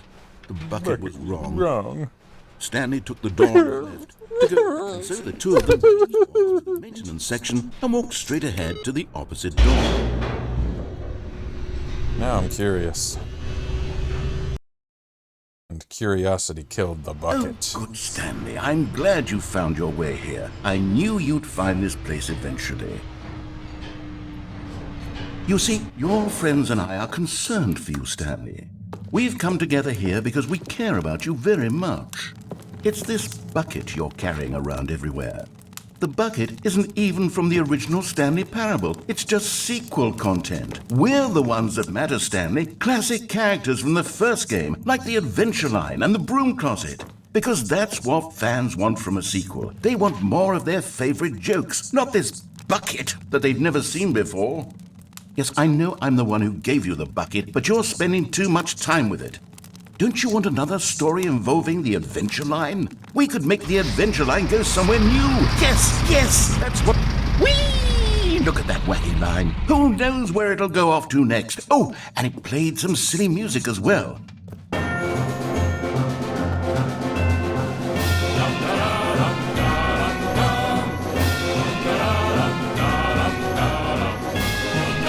Now this is what the Stanley Parable is all about. Don't you remember all those great jokes from the original dialogue? Also, Stanley is addicted to drugs and hookers. Yes, it's as classic now as it was back then. Let's do it for the fans, Stanley. Let's give them more content exactly like this. But if we want to do that, you're going to have to give something. Don't you get it, Stanley? We need to get rid of the bucket. That's why I'm very proud to introduce a brand new character. This is the Bucket Destroyer. I think it'll make a wonderful new addition to the rich lore of the Stanley Parable. True, it also was not in the original game, but it's such a well-fleshed-out character with so much personality that to me it already feels as though it's been part of the cast all along. Don't you agree? Can you guess what the Bucket Destroyer does? Surely you don't need me to spell it out for you. Go ahead now, Stanley. Say goodbye to the bucket, and then pop it into the machine when you're ready. No bucket? Now listen to me. It's Trying. crucial that you give it the bucket. I'm trying. Know what the Bucket Destroyer will do if it can't destroy your bucket. Destroying buckets is all it knows. That is its singular personality trait. Sure, I can hear you saying, how does a character with only one personality trait deserve to join the pantheon of beloved Stanley Parable characters? Well, you see, if you were to really explore the Bucket Destroyer, you would see that its desire to crush buckets is so densely loaded with complexity and nuance that it's really like 10 personality traits. What other object in this game can you even say that about? The broom closet? Certainly not. I wonder what sort of Bucket Destroyer merchandise the fans will be clamoring for after this. Okay, the Bucket Destroyer is getting very upset now. You'll have to hurry and feed it. We can't get back to the classic Stanley Parable characters like the Adventure Line or the Bucket Destroyer until you crush that damn bucket. Quickly now, the fans are waiting. Do it, the fans, Stanley. Give the fans what they want. Hurry and... Okay, I guess you can't give it the bucket. It's too bad. The Bucket Destroyer, my prized creation. You had so much potential. We were going to do such marvelous things with you, tell such spellbinding Such stories. bucketry. All of it squandered now. Goodbye, new friend. Bucket, don't leave it. For the moment in time that you were here, you were magnificent. Magnificent.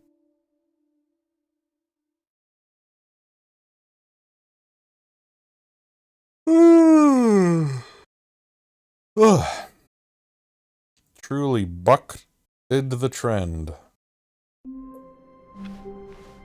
Let me see. I can't wait to tell this story to my co-workers, Stanley thought. How amusing they'll find it.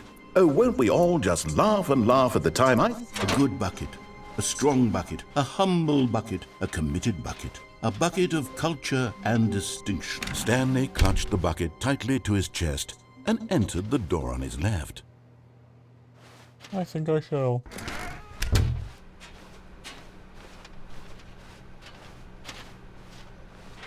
Still one more.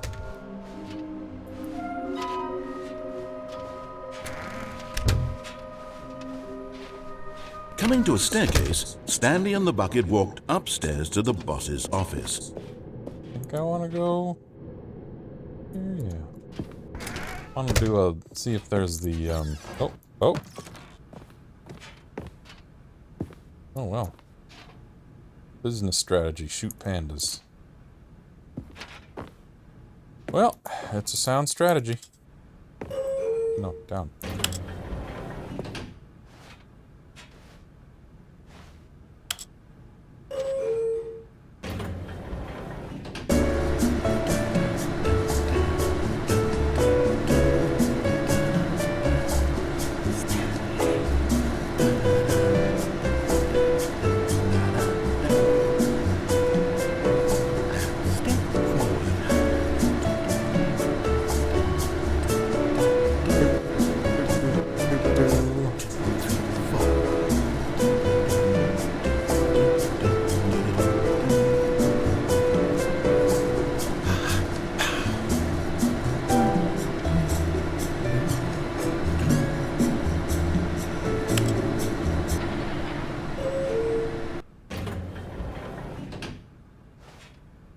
Oh, elevator to nowhere. All right.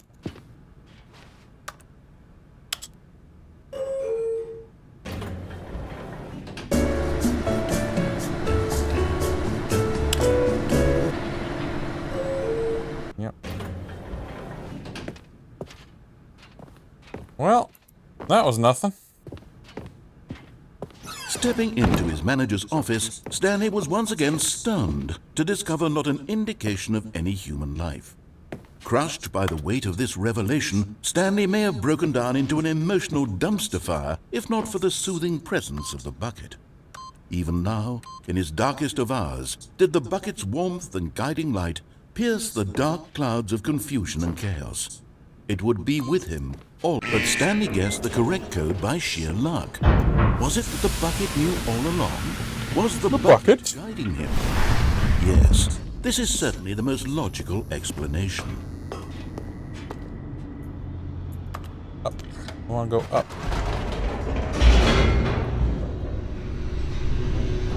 I need big uppies.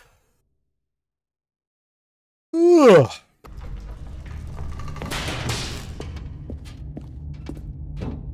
Stanley and the bucket walked straight ahead through the large door that read, Mind Control Facility.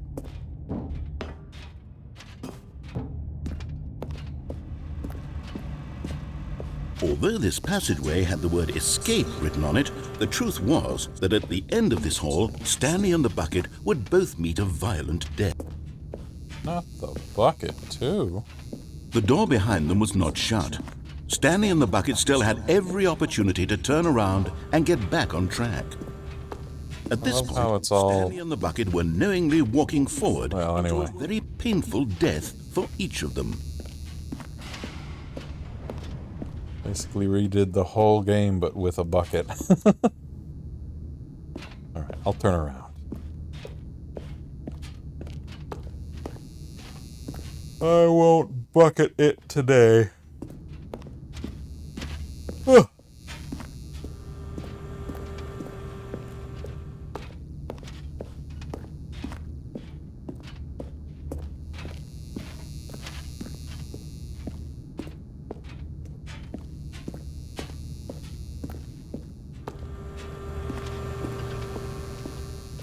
I won't kick the bucket today. But of course, Stanley and the bucket thought better of it and realized they simply had too much to live for. The lights rose on an enormous room packed with television screens. What horrible secret did this place hold? Stanley and the bucket both wondered to themselves.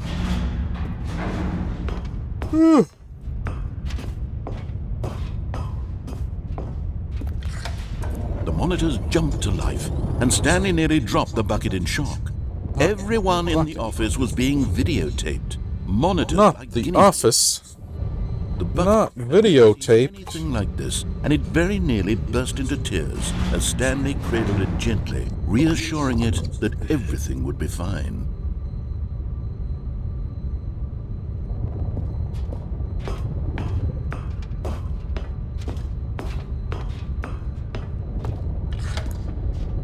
Was the bucket under the mind control facility's influence as well? Had the bucket been told to do things it didn't wish to do? What kinds of things does a bucket want to do or not want to do in the first place? These Scruffy. questions raced furiously in Stanley's feeble mind. Bucket that wanted to do Scruffy. No! He screamed Janitor. into the bucket.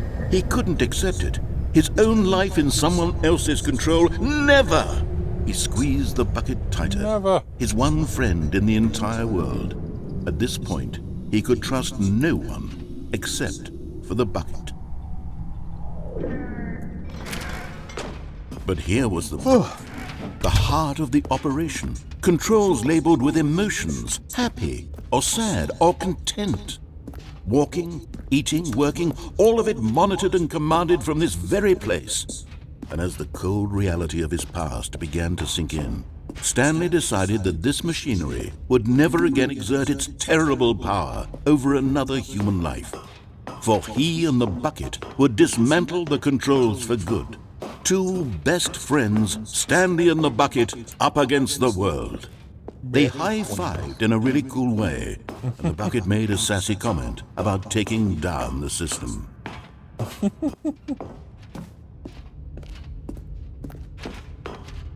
That door is closed.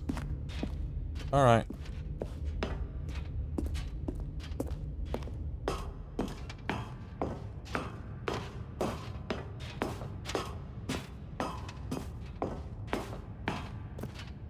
But at the last second, the bucket jumped in and pressed the button to turn on the controls. Stanley gasped in horror. Had this been the bucket's plan all along? To take over the machine and claim the power for itself? How could the bucket have betrayed him like this? Stanley was prepared to throw the bucket away in disgust when suddenly an image appeared upon the enormous screen. Burbies. Silly, silly birds. The control buttons became active again. Born to data. Cracking them on. Oh, eagle or hawk? What is that, a sparrow? I don't know.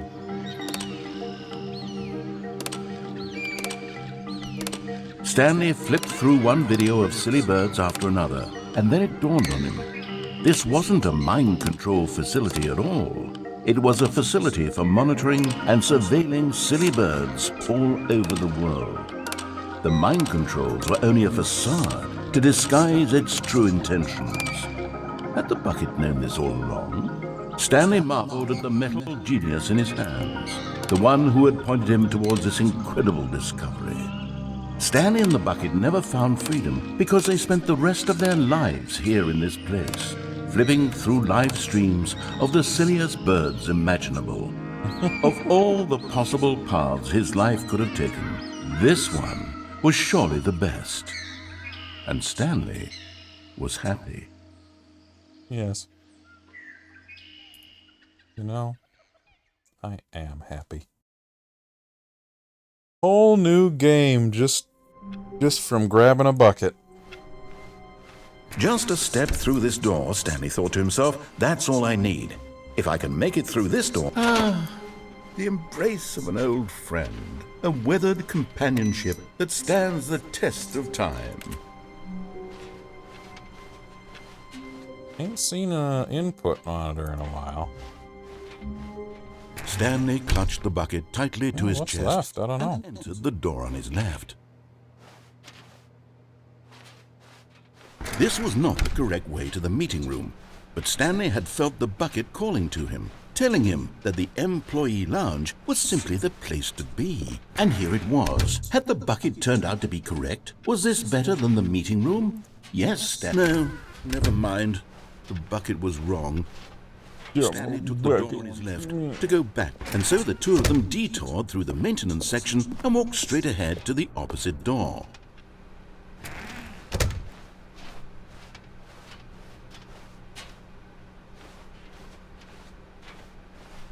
Here we are, down the left one. There's red and blue.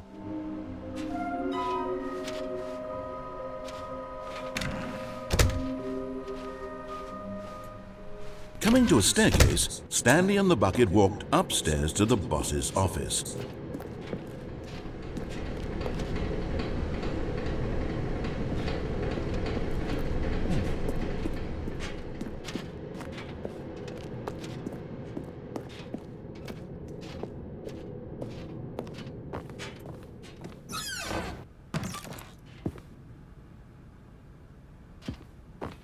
Money crisp.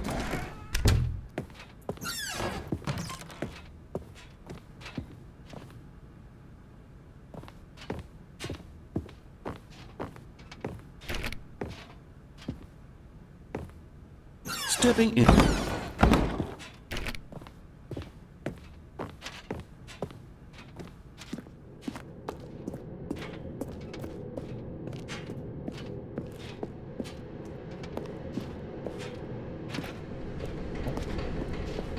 Yeah, only the one route.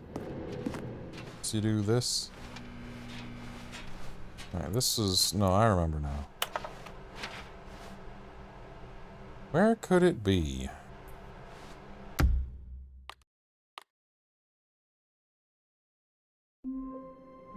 Oops.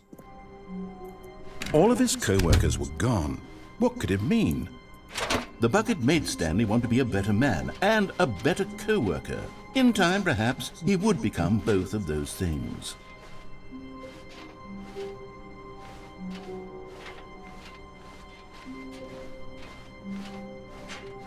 Stanley clutched the bucket tightly to his chest and entered the door on his left. This was not the correct way to the meeting room, but Stanley had felt the bucket calling to him, telling him that the employee lounge was simply the place to be. And here it was. Had the bucket turned out to be correct? Was this better than the meeting? No, never mind. The bucket was wrong. Stanley took the door on his left to go back to the meeting room. No, Said the bucket. don't go to the meeting room. Go somewhere else. The cargo lift, yes. Go there. Go to the cargo lift.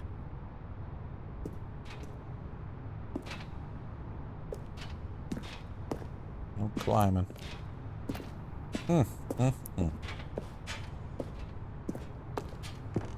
Oh shit. Watch your step. Wait a moment. Here we go. I've been down here before?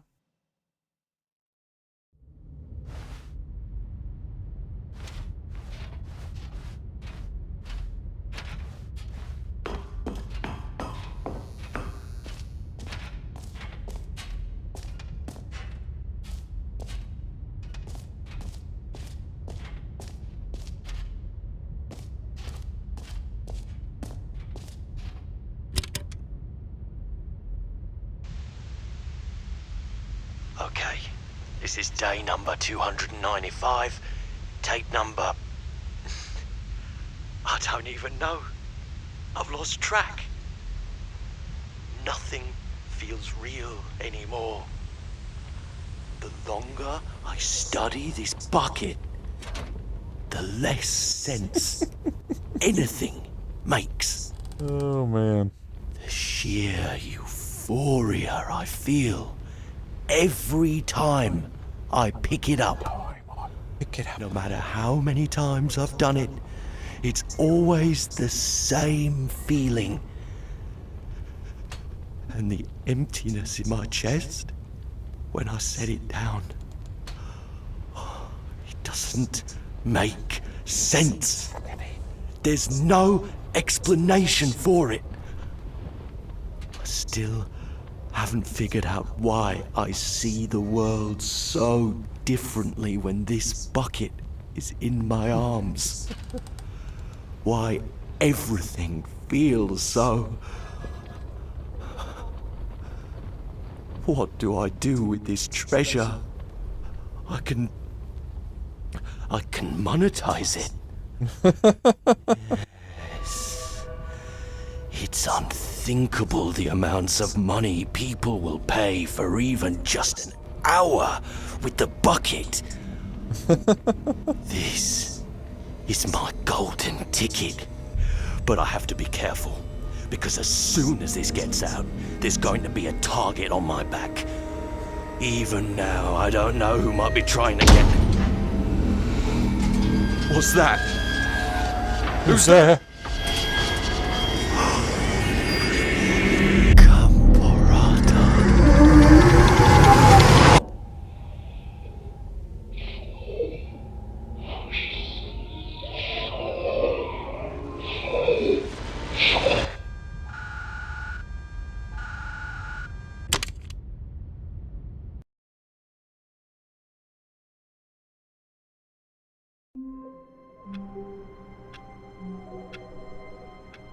Another call.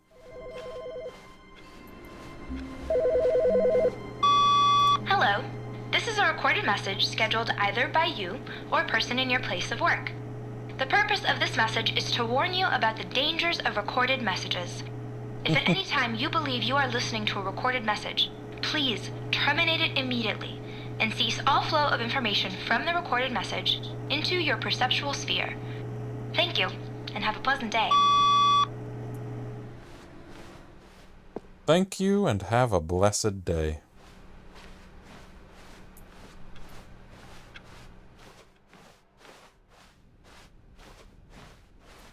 Yeah, geez, I don't know. Have I exhausted everything?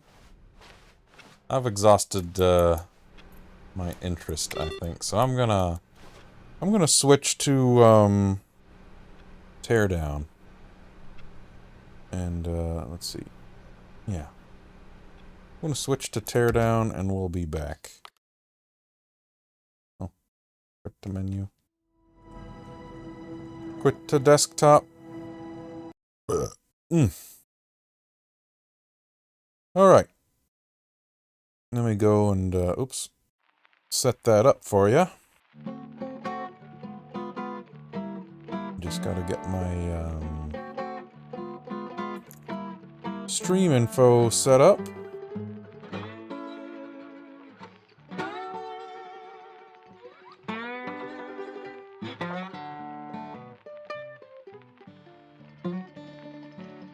Switch it to more teardown. Just more teardown.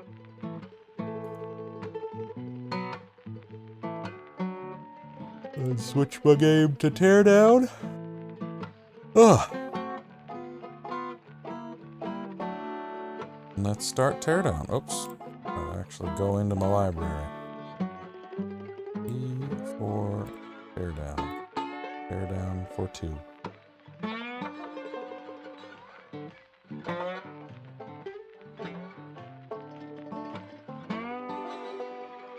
Just a moment. Oh, here we go. Here we go. Light it up, light it up, light it up, light it up.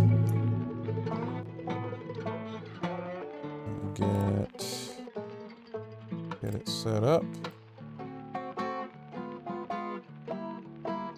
And there it is. And there we go.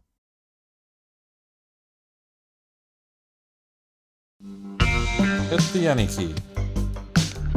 Good old teardown.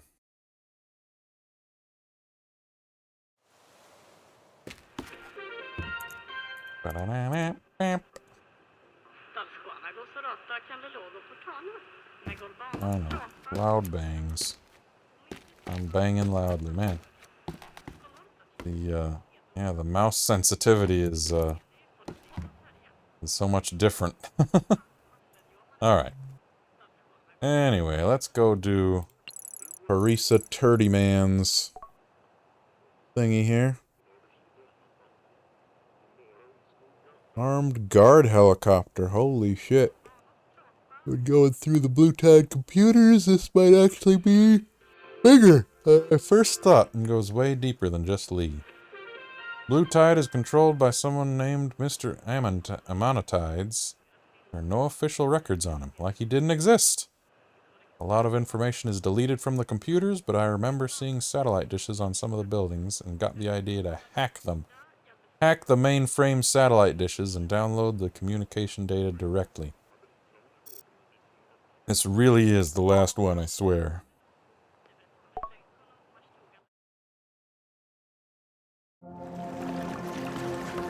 An assortment of dishes and an assortment of bitches. What's this? Oh. Hands of Blue Tide. Yeah. Let's have a look.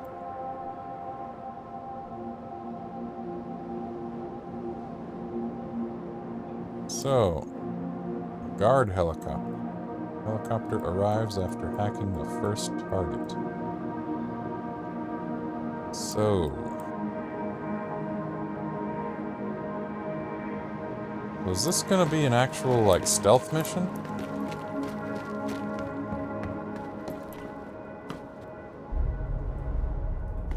Or what?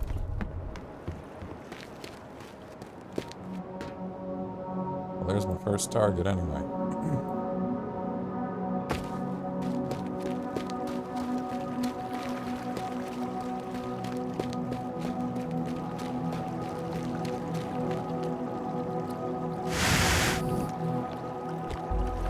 Oops.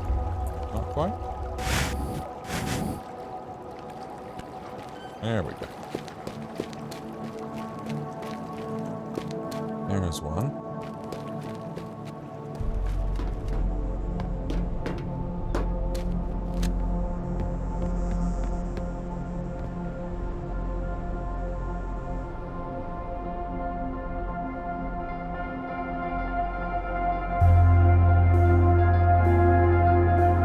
So maybe, like, what is it? Let's just hack one and see what happens.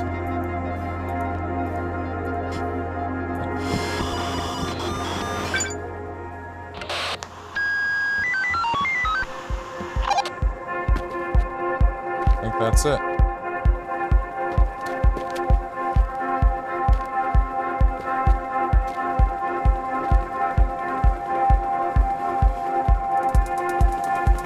Where is he? There he is.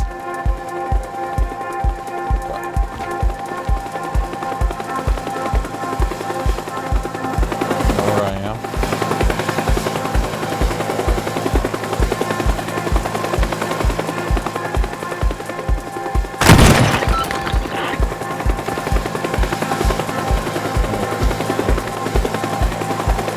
Okay, this isn't so bad, actually.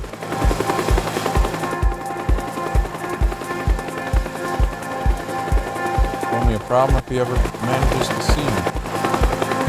And he won't. You little bitch. Uh-oh. Here we go. Here we go. The caves. This waves.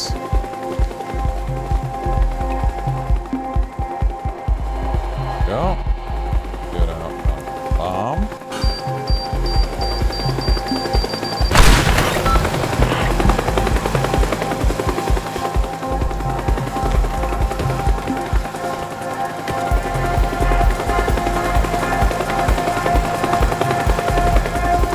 That's a big fucker, isn't it?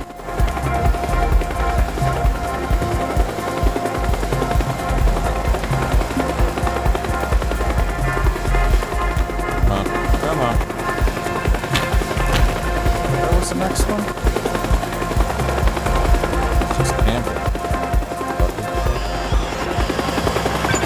Here he is. Here he is.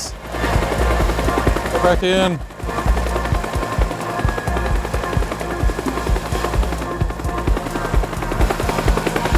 This away.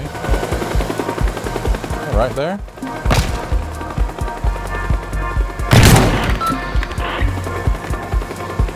Back from the inside. Easy mode. What's next?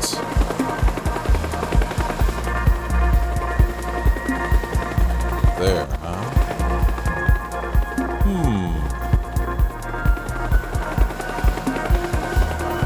Maybe this wasn't the best route.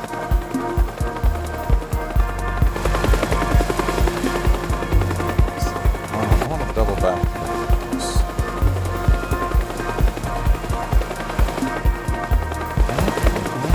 Maybe?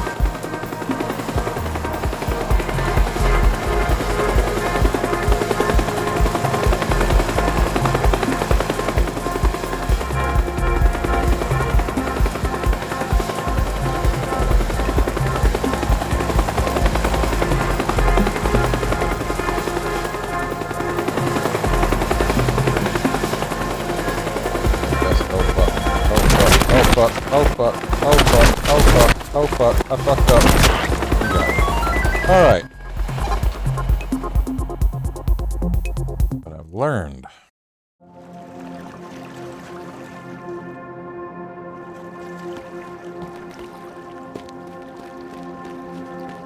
This one's, the strat's a little different. Let's find our way into the caves.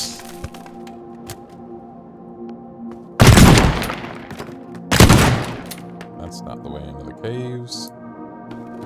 That is. No. Where is it? No, it is back here, isn't it? I think that... Let's get the pipe bomb out. Oh.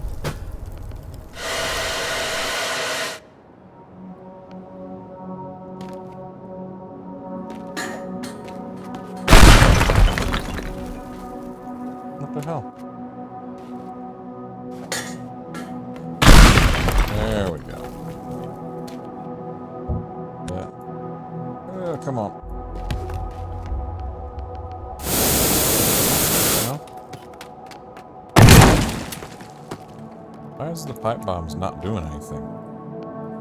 Whatever. Use the good bombs.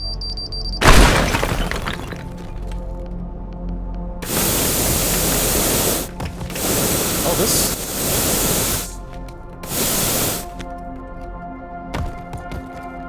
There we go. Oh, that'll make a nice little route.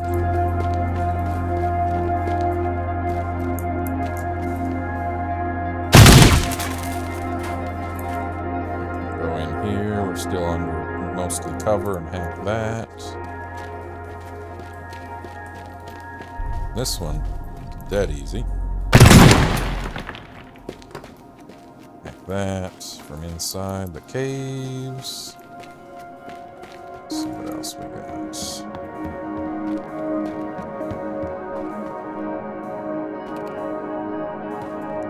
Maybe.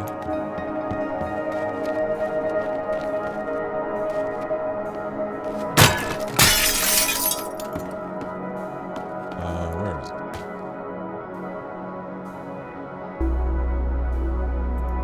Harissa Turdy Man. There we go.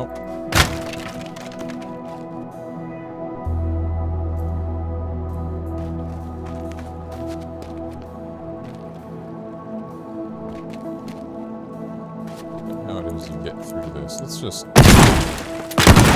shotgun our way through. Why not? Why not gun our way through? You know what? This is probably going to be better. Maybe. Or maybe not.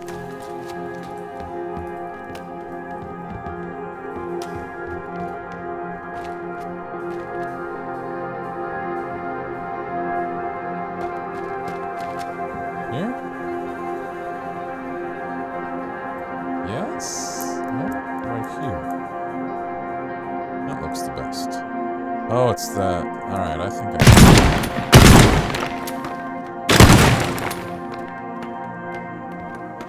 What is this? There we go.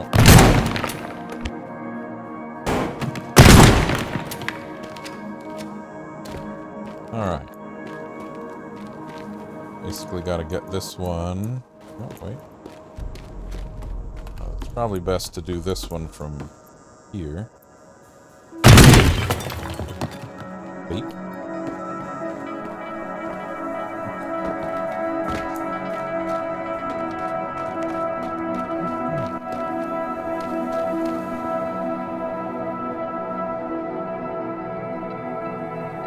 That one. Go up there. Look around.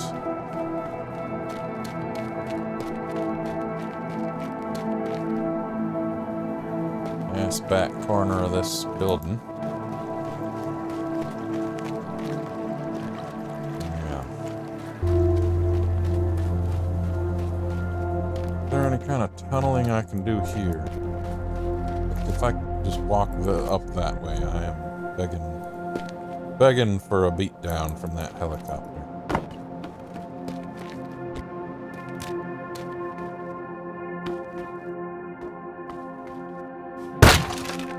Oops.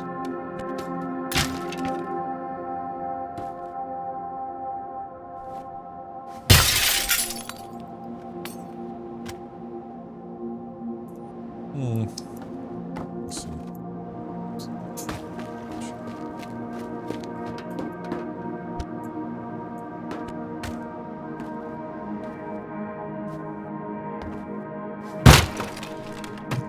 Not quite.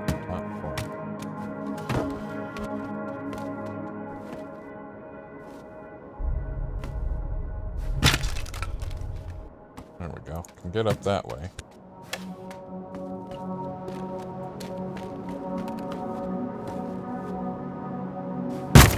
Get a corner of this box.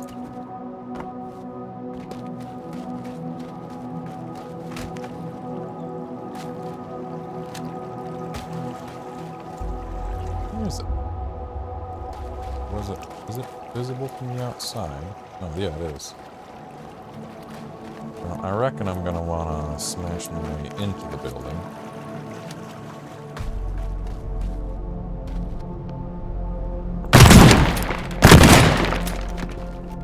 Don't want to smash too much of the building itself. Ooh, here we go.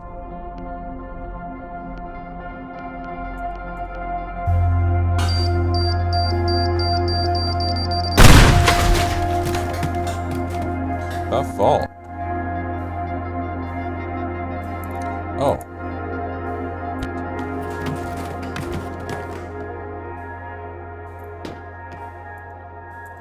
Well then, in that case...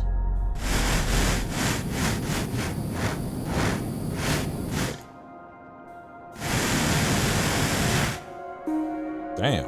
Okay. From above?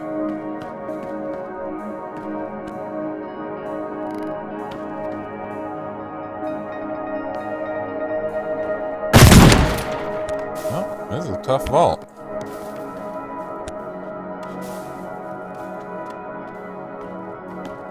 Got rebar all around. I can almost reach. Concrete over here.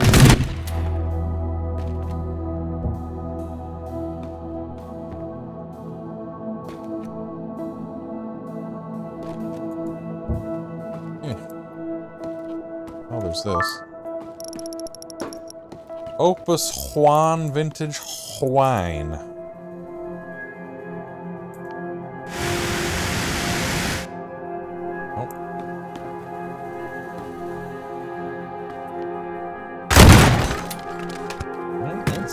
It's a tough-ass vault. Well, anyway. Up in this corner. There it is.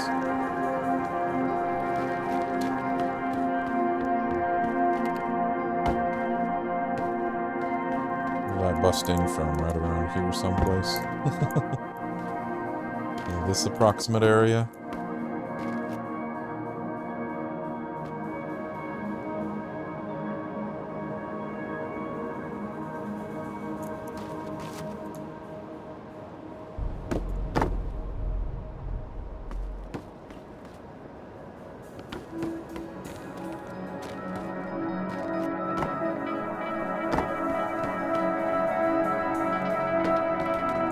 As little outside shit as I can manage.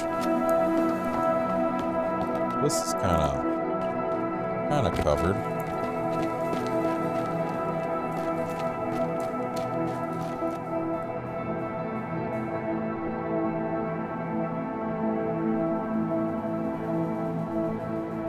That one's probably gonna be the toughest.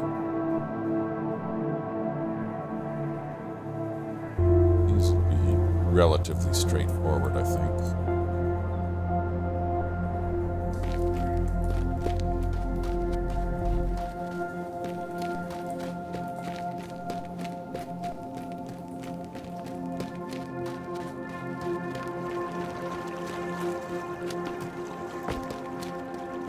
That's ready. Wonder if... Actually, I wonder... That's possible to destroy. Is there a ladder anywhere?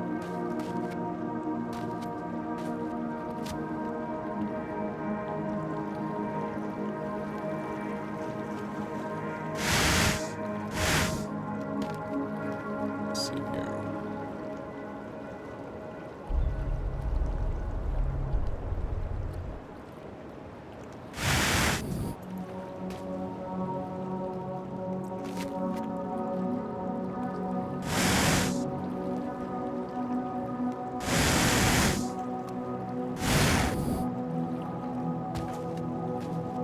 Like this, I think.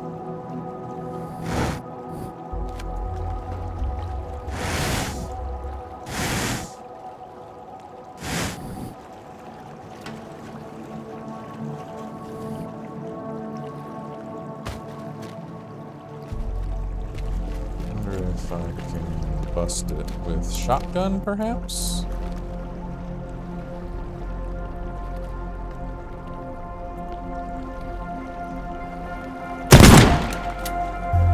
Like it.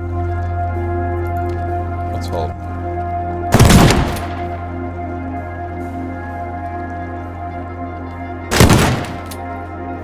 It's falling the wrong way. What is holding me right now?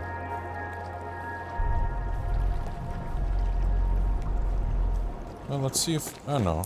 Let's see if I can crane it down. See how high this goes.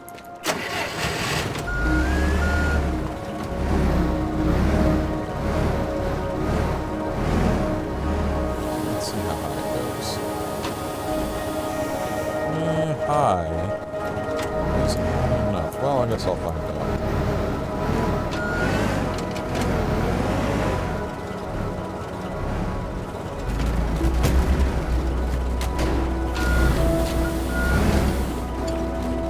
Well, that's something. I'll be honest, it's not exactly what I was going for. But I mean, it's accessible now. Yeah, if only I did have a crane. I bet there is one around here, but I don't know. I don't know how easy it's gonna be to get it to work in my favor. Well, there's the crane. Can I get it over there? Not really. Nah, not really.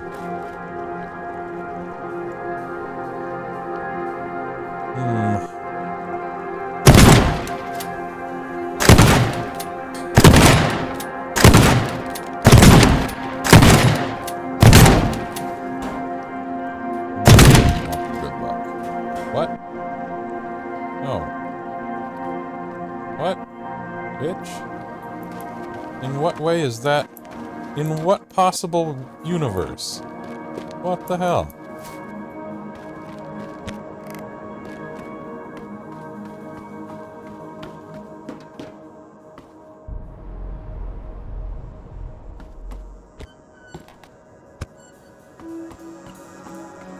I gotta get up another floor. Somehow. Something up here? No? Huh.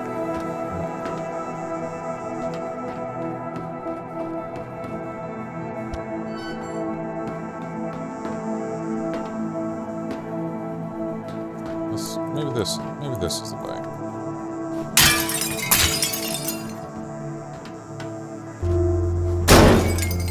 So close. Hold on. Shit, come on. So close. Oh, did I mangle it?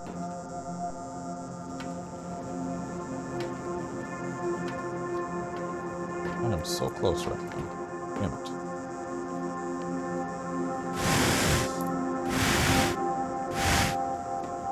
Fuck!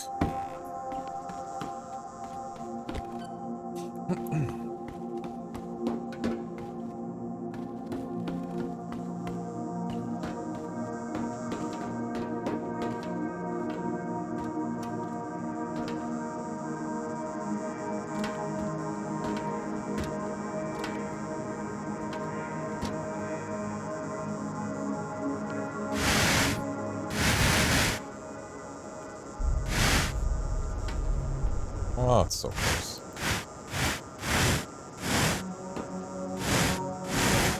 Damn it. No, that's not what I wanted. There we go. Man, that was a workout. Alright. Oh, I see what's up. It's got all this crap up top here. Alright.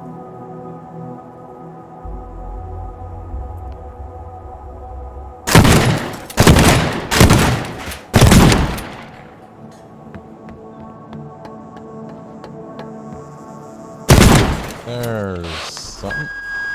Oh. Get damaged. Fuck. Well, let's hack it. Oh boy, oh boy, oh boy, oh boy, oh boy. Let's get in here. Get inside! Come down. Another one from someplace.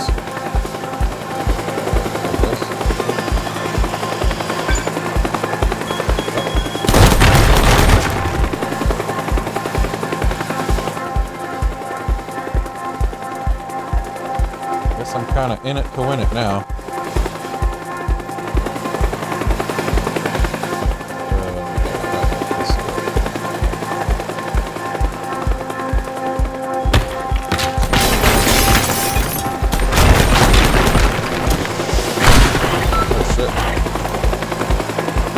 Missiles to open the place up for. Oh shit!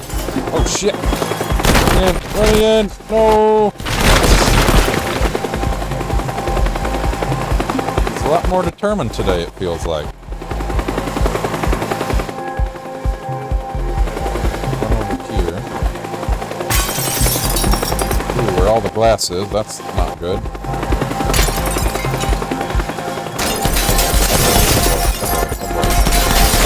Abort! Abort! Come on! What the fuck? Come on, door!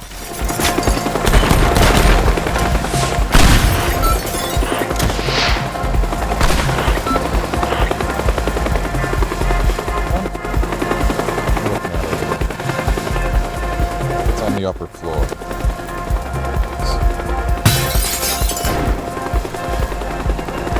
Come on. What the fuck? Come on. Bitch.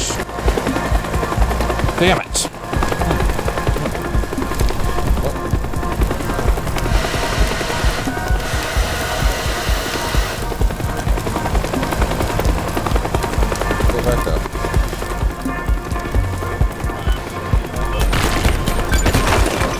Come on. Oh, man.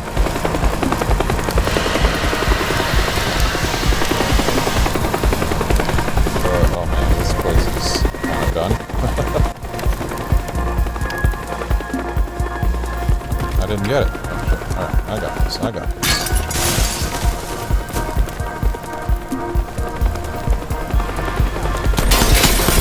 Got me. You got me. Oh, get in the water.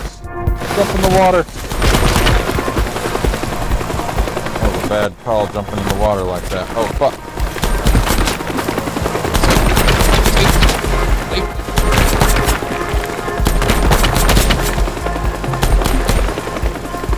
Into the lighthouse. Come on. Open up, lighthouse.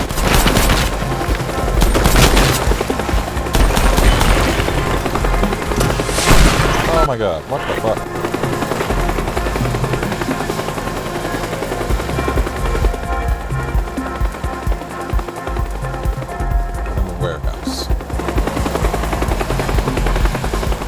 In there. No, don't look over there of all the places you could look. Come on, what the fuck? Don't tell me that the warehouse is closed. Do not tell me that the warehouse is closed.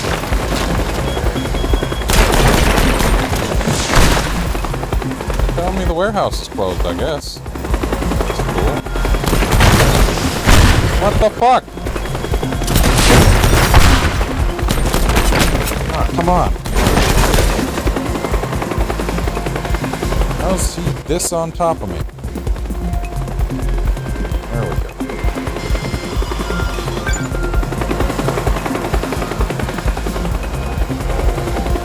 Alright.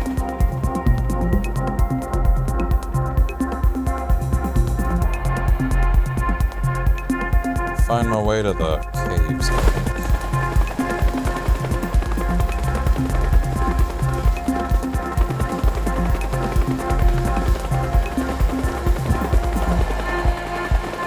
Well, be tough.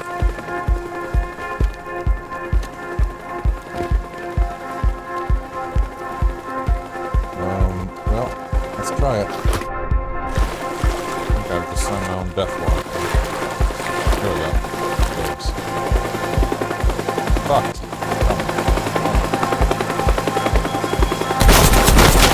Serpentine, serpent, God's sake. Really? Really? Really? Okay. Well, I gotta go do real life stuff. So, I'll come back to this. Hit them buttons.